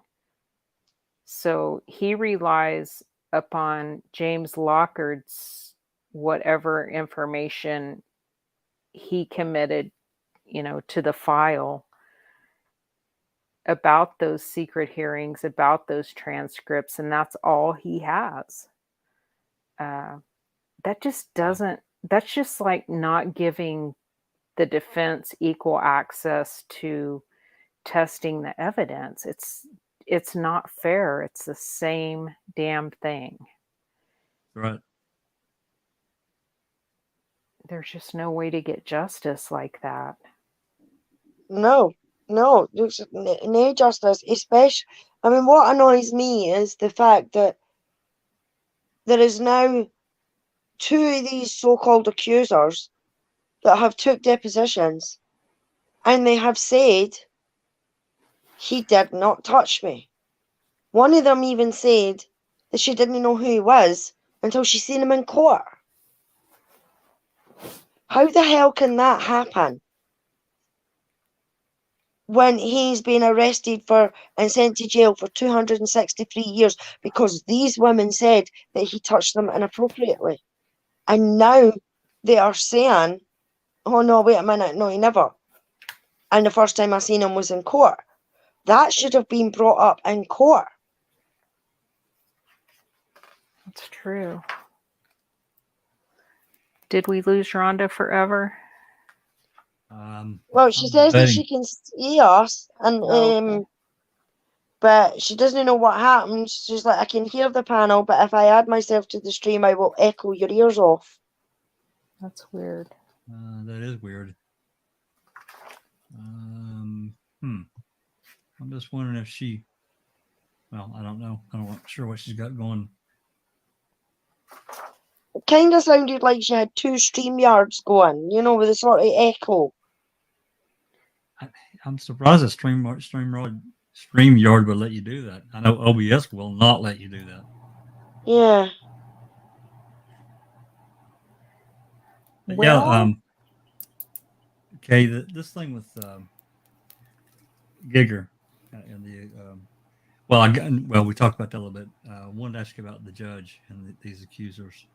Anything else going on there? Because I haven't heard. well, I mean, the trial, the date for the civil trial has been reset for October.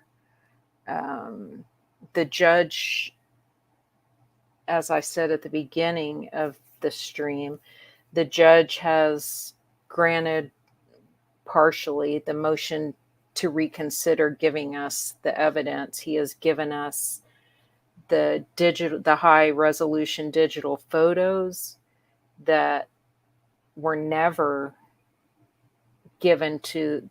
They use these crappy photocopies of pictures at the trial. Wow. And for some reason, that was never an issue. It was never an issue through the direct appeal. The trial attorney didn't call out to that or say something. Yeah, I mean, I guess once again, when you're 2 attorneys and an investigator trying to prepare for trial for basically 13 trials, I guess you could be overwhelmed. Sure. Just to not dog on him too much, but Yeah. A little birdie tells me that it is actually, I don't recall, Cherie, it's her birthday today. So happy birthday, Cherie. Happy Hope you've had a 29th. lovely day. Happy 29th birthday, Cherie. we would sing to you, but we don't want all the people to leave. Or break it. I'm not responsible for breaking YouTube. Okay, I got enough problems. So we won't. So we got the digital photos, which we don't actually have them yet. So I don't know if the metadata is intact or if that's going to be another battle to try to get that. As long as Elaine didn't get her hands on them, the metadata probably is okay. And then we also have the pants will be tested the 3rd week of June. with the alternate light source, and they'll be photographed and everything will be videotaped. And so, we expect, as Elaine didn't see any fluid, any staining with her naked eye on the outside of the pants, we expect to see no staining. I mean, I wouldn't be surprised if there was urine. I don't know if that, I'm sure urine would show up too, but there are presumptive tests for that. So I don't know, maybe just the next step in getting further testing done will come with the post-conviction step. But that's where it is right now. And Daniel's the only defendant left in the civil trial, which makes no sense to me whatsoever why they would go forward suing a man who's in prison for 263 years. Yeah, it's stupid. It is absolutely ridiculous that this is still going on, especially with some of them recanting their friggin' stories. Yeah. And they're not going to get anything from the city of Oklahoma, I don't think. Not a penny. Well, I mean, they granted the city of Oklahoma City summary judgment, so they were, technically released from the lawsuit prior to the settlement conference, which is another weird thing. The city attorney says to the judge at one of the hearings, we're out of this. And the judge said, well, it might be in your best interest to go ahead and participate in a settlement conference to see if perhaps you could get this settled, because there's and I don't think it'll happen, but there's a possibility that the judge granting the city of Oklahoma City summary judgment could be appealed and overturned on appeal, and then they would be back in it. So I don't know. There are still so many motions that could happen between now and then to delay the trial further, but this has been going on since 2016. It started as 4 cases because there are so many attorneys involved wanting a piece of it. And now, these cases, it's down to 3 now, unless I've missed something. I don't believe they've all been merged into one case yet, but that's going to have to happen before the trial, and none of the attorneys want that to happen. So I don't know how that works. I don't know if the judge has the power to. I just can't logistically figure out, if it's one case, how do all these different attorneys have their turn to argue and question people? I don't know how that works. I don't know. Looks like Rhonda's helping us out behind the scenes here. Oh, yep. What is this? All right, as Holtzclaw trial, questions asked by ADA Galen Giger, answered by the state's DNA expert witness, Elaine Taylor. Question, okay, Miss Taylor, can you say how that DNA got there? Can you, from a scientific point? Answer, the only thing I can tell you is it is a biological material that originates from Miss Gardner. Question, you would also agree with me that one of the forensic tools that a lot of DNA analysts use is forensic lighting to determine whether or not there are any biological material on a piece of cloth, for instance, Answer. I did not use an alternative light source, but I do have a very bright light in my work area. Not that I examined the pants with that has a magnifying glass. Question. And you found nothing on there suspicious in your opinion? Answer. I did not.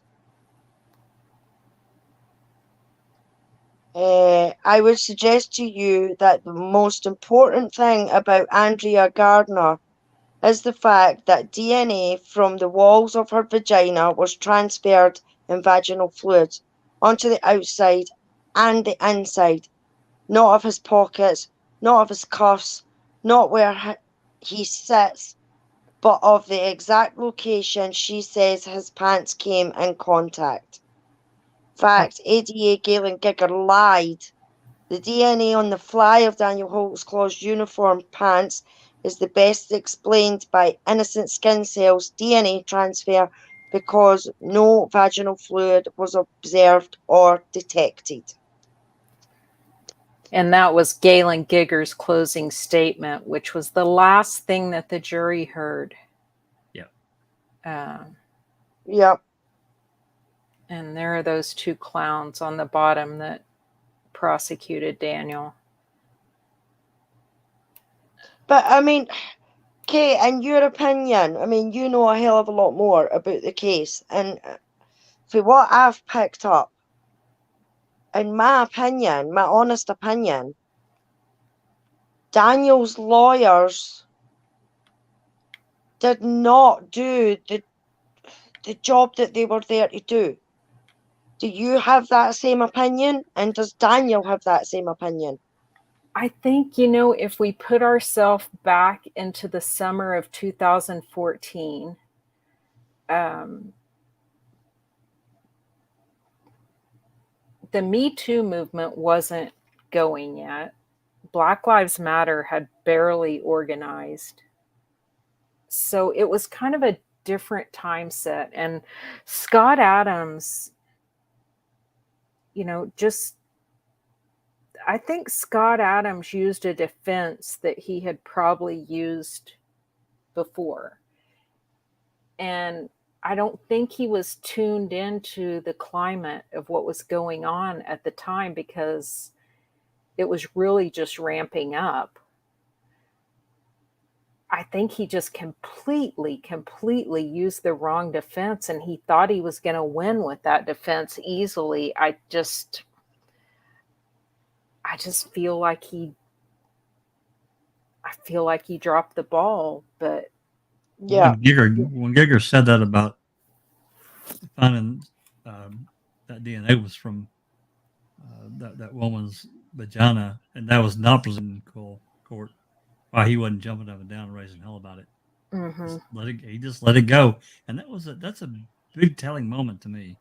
Daniel said that he was irritated. That Daniel said he was irritated at the trial a lot because they kept saying shit and doing shit, and he wanted Scott to object more. And I,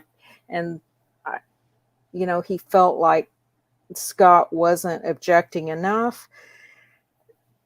And I don't know if Scott was just so used to winning cases that he felt like he was going to win it anyway. I think the look on his face when the guilty verdict was read, I think tells the whole story. The look on Galen or on Scott Adams' face.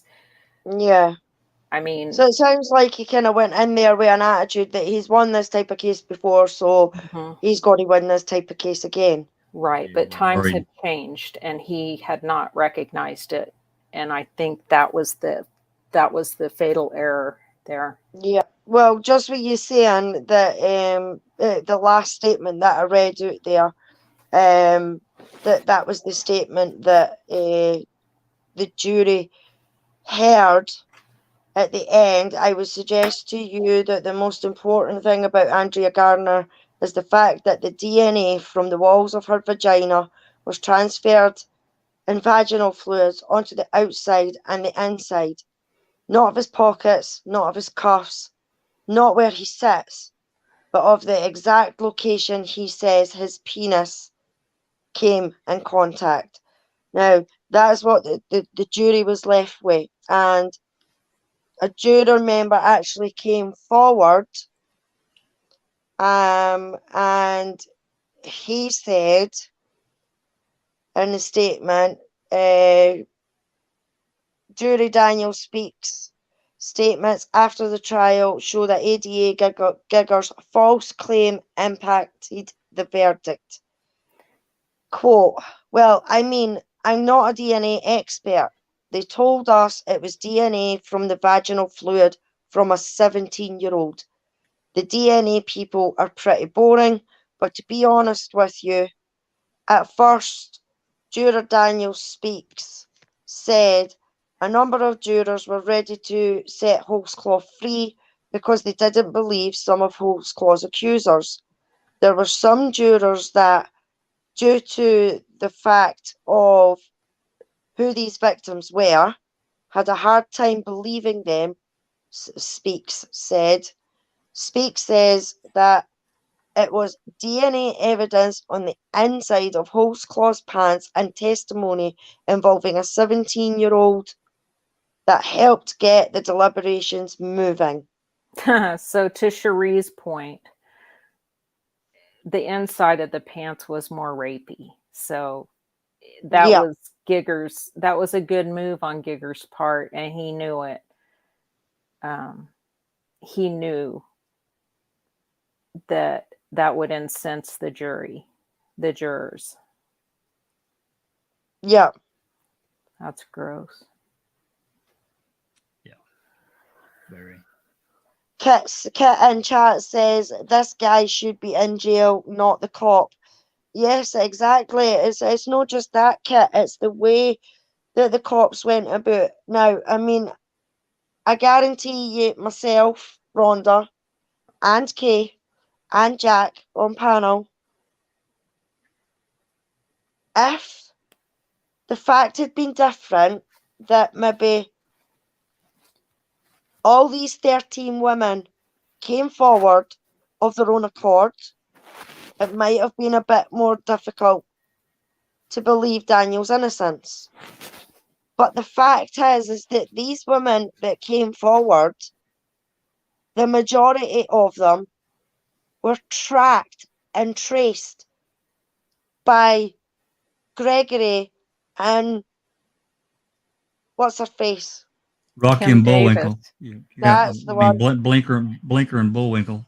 And to put a finer point on that, you know, to not say that came forward, but to say became a part of the case, because let's see, Janie Liggins reported, so she came forward. I guess in a way, Kayla Lyles came forward because she used her allegations as a way to get out of having her probation revoked and being sent back to prison because she had missed a couple probation meetings. So it had hit the news and she saw it and she recognized this cop that had pulled her over, and she decided to use it to help herself out.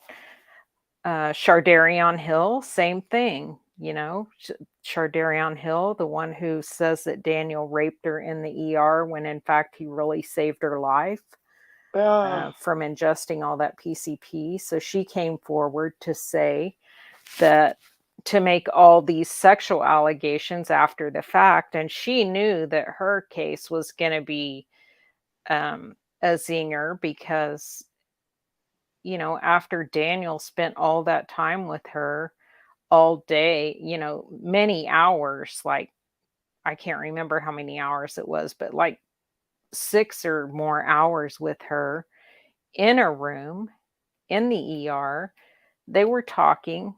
She was telling Daniel a bunch of crap about how, you know, she just got hooked up with the wrong people and got off track, and that she was really trying to turn her life around and go back to college. And Daniel believed her, and he really believed that this was someone who he could make a difference. He friended her on Facebook, which was a horrible, horrible mistake.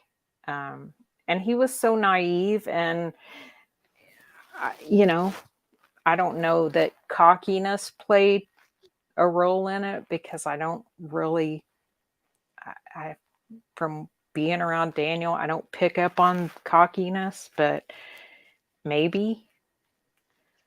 So those are the people who came forward. The other women are victims of the state, in that I guarantee you those women were coerced to become a part of the case. I guarantee you that if they didn't come along willingly, they were threatened with things like, having their children taken away if they weren't already, or, charges that were pending. You can either do this or you can go to prison. So everything that they said Daniel did to these women, as far as, using their situation, that's the very thing that these detectives and prosecutor did to these women. But, all these women didn't, quote, come forward, unquote.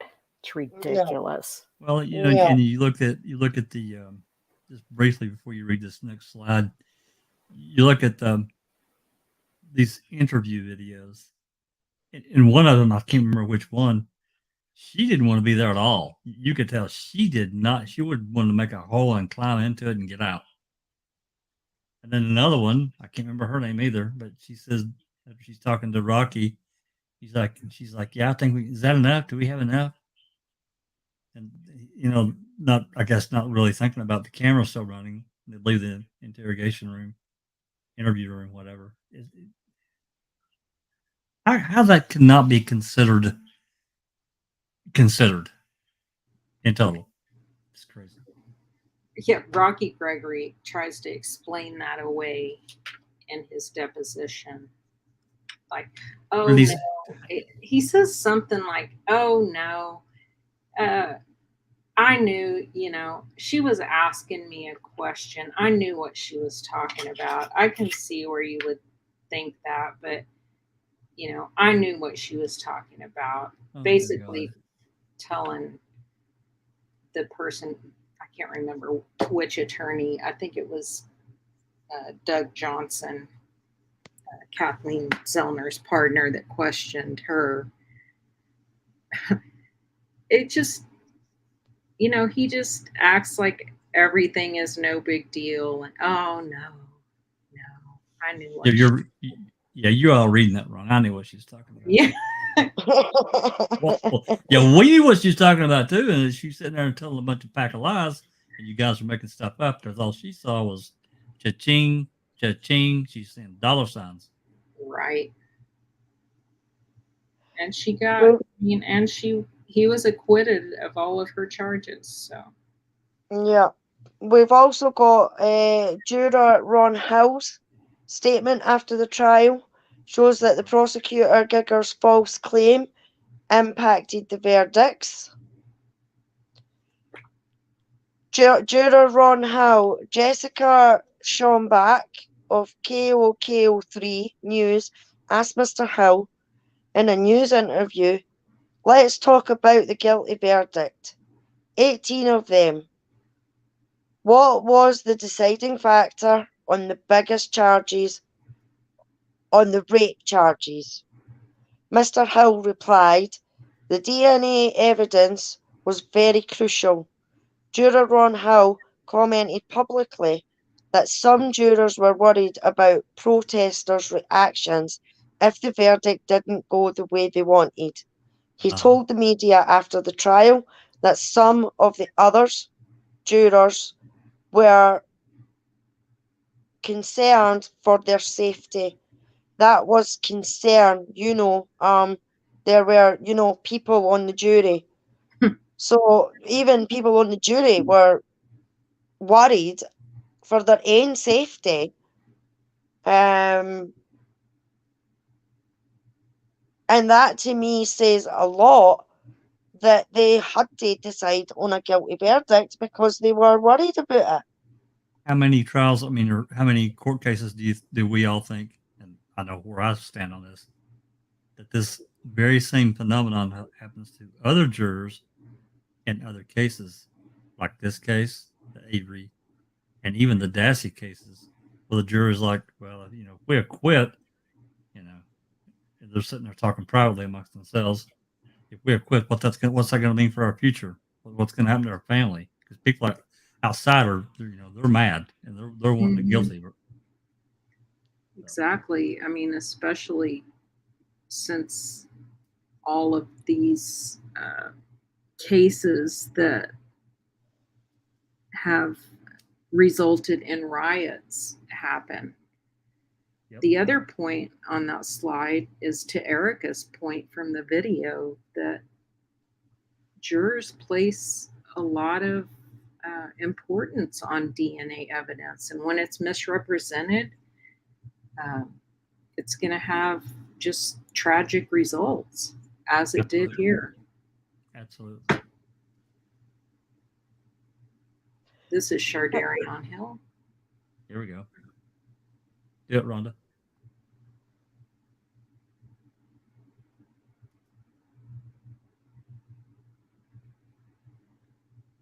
Again, squeezes again after he's kind of hitting up about working with him. Mm-hmm. Then he comes up again. I know there's back and forth with bathroom. Mm-hmm. Squeeze a third time, mm-hmm. But then this time he is having your hand come up. You touch, takes off the gum belt, take off your hand, and then he's talking about just do it, just do it, just do it. Mm-hmm. And all clear through there, he's talking about the charges. And he takes the back of your head, about 5 or 6 up and downs, mm-hmm. About a minute. He says, ha ha, it's about a white dick. I've got it written down. It's the first time you ever talking to him again. I'm sorry. Before you even go to jail, he comes over. Right. He whips out his penis.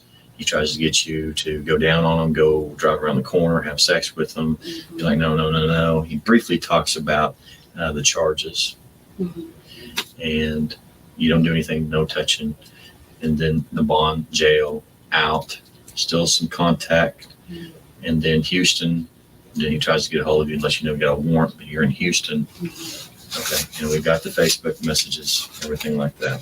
Right. Anything you tell me today, has it been any lies, anything like that? No. Okay. Well, you've been pretty honest about stuff. Mm-hmm. So, you got any questions of me? I don't know. Is that like, was the other girl situation, was they like mine? Well, I can't necessarily go into that. Mm-hmm. Okay. Have you ever talked to anybody about their situations? No, I don't know nobody else that he done that to or none of that. Okay. So this is good evidence? Well, you tell me. I think so, because I mean, y'all, even if he didn't even rape nobody or nothing, he's been in contact with people that he was arrested. Well, was it ever a nurse?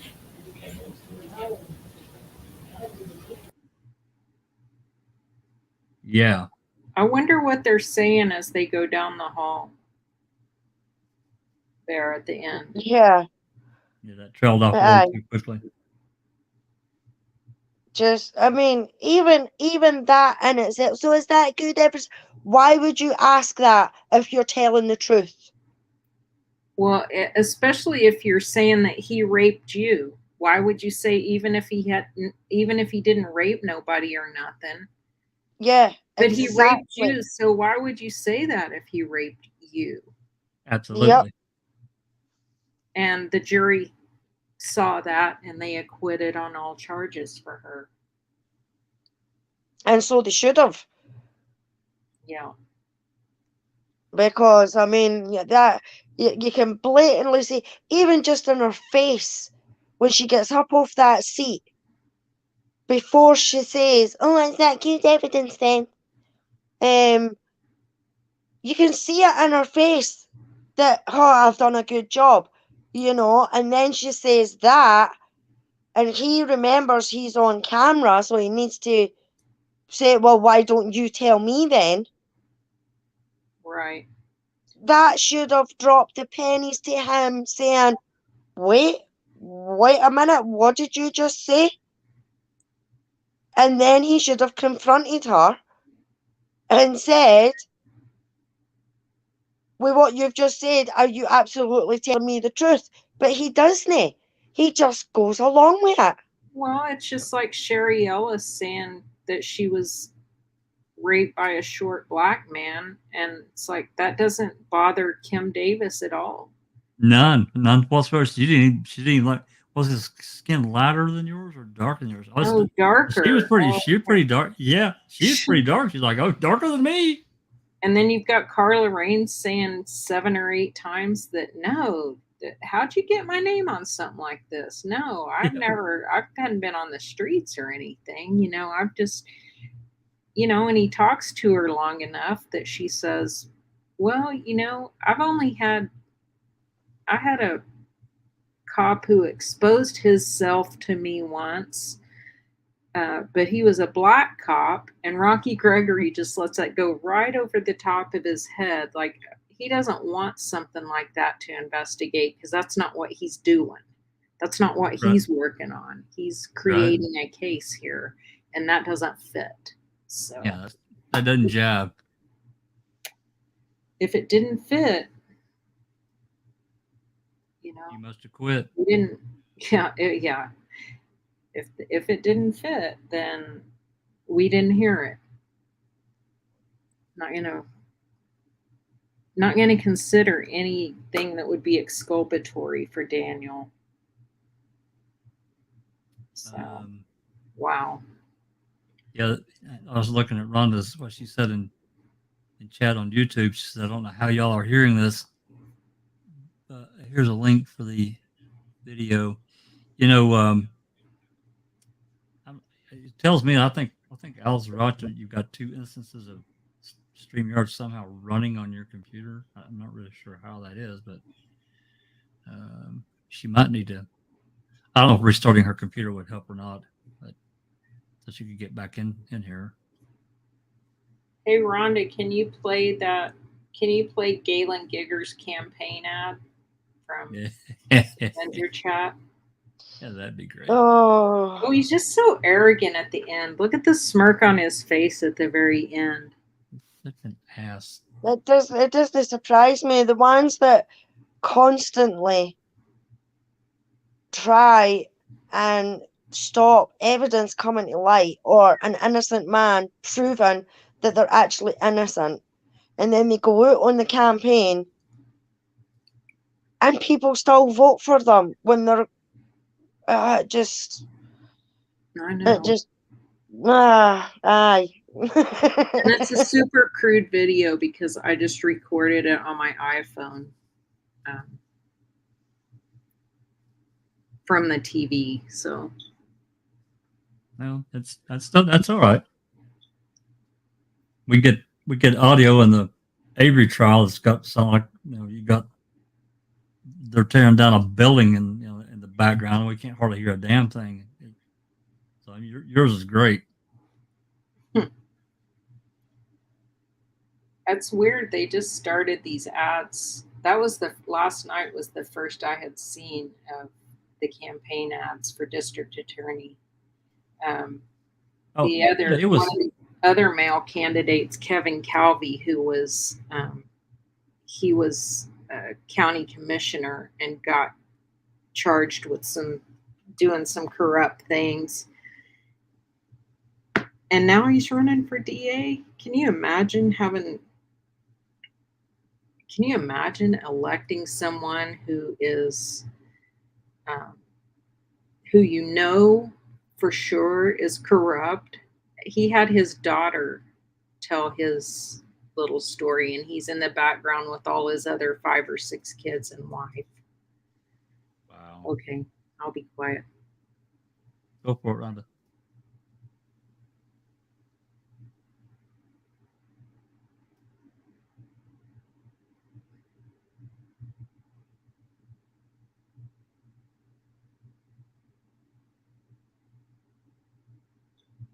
Oh, no audio.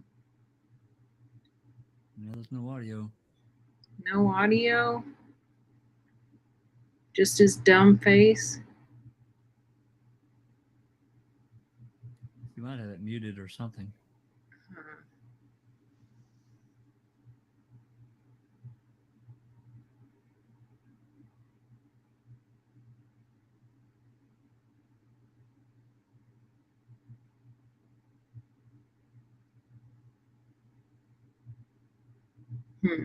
Oh well, it was an idea. Yeah, he's still a smug bastard. He is. Yeah. Look at that ending. Yeah, everyone in Oklahoma are campaigning on putting away murderers and rapists and tough on crime because that's what all our inbred people are worried about. It's disgusting. I mean, Daniel's case, for them to go after one of their own, and the way they went after him is absolutely disgusting. And I just hope more and more people will get on this train with us and shout about Daniel and try and find everything they can, and don't just take words of Galen Gigger. I wish we had more prosecutors in the U.S. and you probably would wish for them there too, Alice. But the prosecutor is an outcry that takes over. He beats what's her face and he takes over the case. He's tough, but he's open. He's willing to listen if you got something new, and he's very measured, very reasonable. He's not going to give you something unless you got something, unless you can show good faith, show something for him to listen to. Otherwise, get out of my face. What I get from him, but he's very respectful. I can't think of that guy's name. And Kay, I'm not sure you met B.W. Haggis yet. He's following us.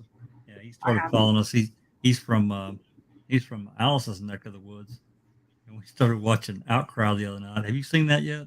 Oh my gosh, I've seen that 3 times. That's so many.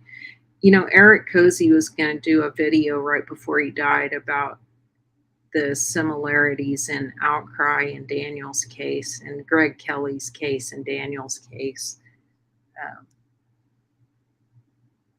I would have loved to have seen that. BW, oh yeah, absolutely. But BW, after the first episode, he was absolutely, he was livid. Mm-hmm. Yeah, it's crazy. Yeah, it's horrible. I got to bug out of here. Go do a treatment on my husband's back. We're old. Do we have Rhonda back with us? It looks like it. Maybe. Hey, bye, guys. That was a good one. All right. Thanks, Kay. All right. Nice to see you. Thank you. Talk to you later. So I still have the crazy echo. Jack, Alice, will you guys wrap up for me, please? Everybody, thank you so much.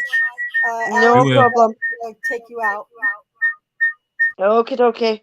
Okay, everyone. Thanks very much for sticking with us in chat. Please do this the YouTube thing. Subscribe, share, hit that bell. You'll get a notification when we go live. It's normally on a Wednesday night. It's 5 p.m. America time, and it's normally 11:30 UK time. So hopefully we will see you all again next week. Jack, last word to you. Even if Alice has to drive all the way from Scotland to Utah to fix Rhonda's computer, it'll be fixed. Yep. Thanks for coming, everyone. Have a good evening. Thank you, everyone. See you next time. Peace out.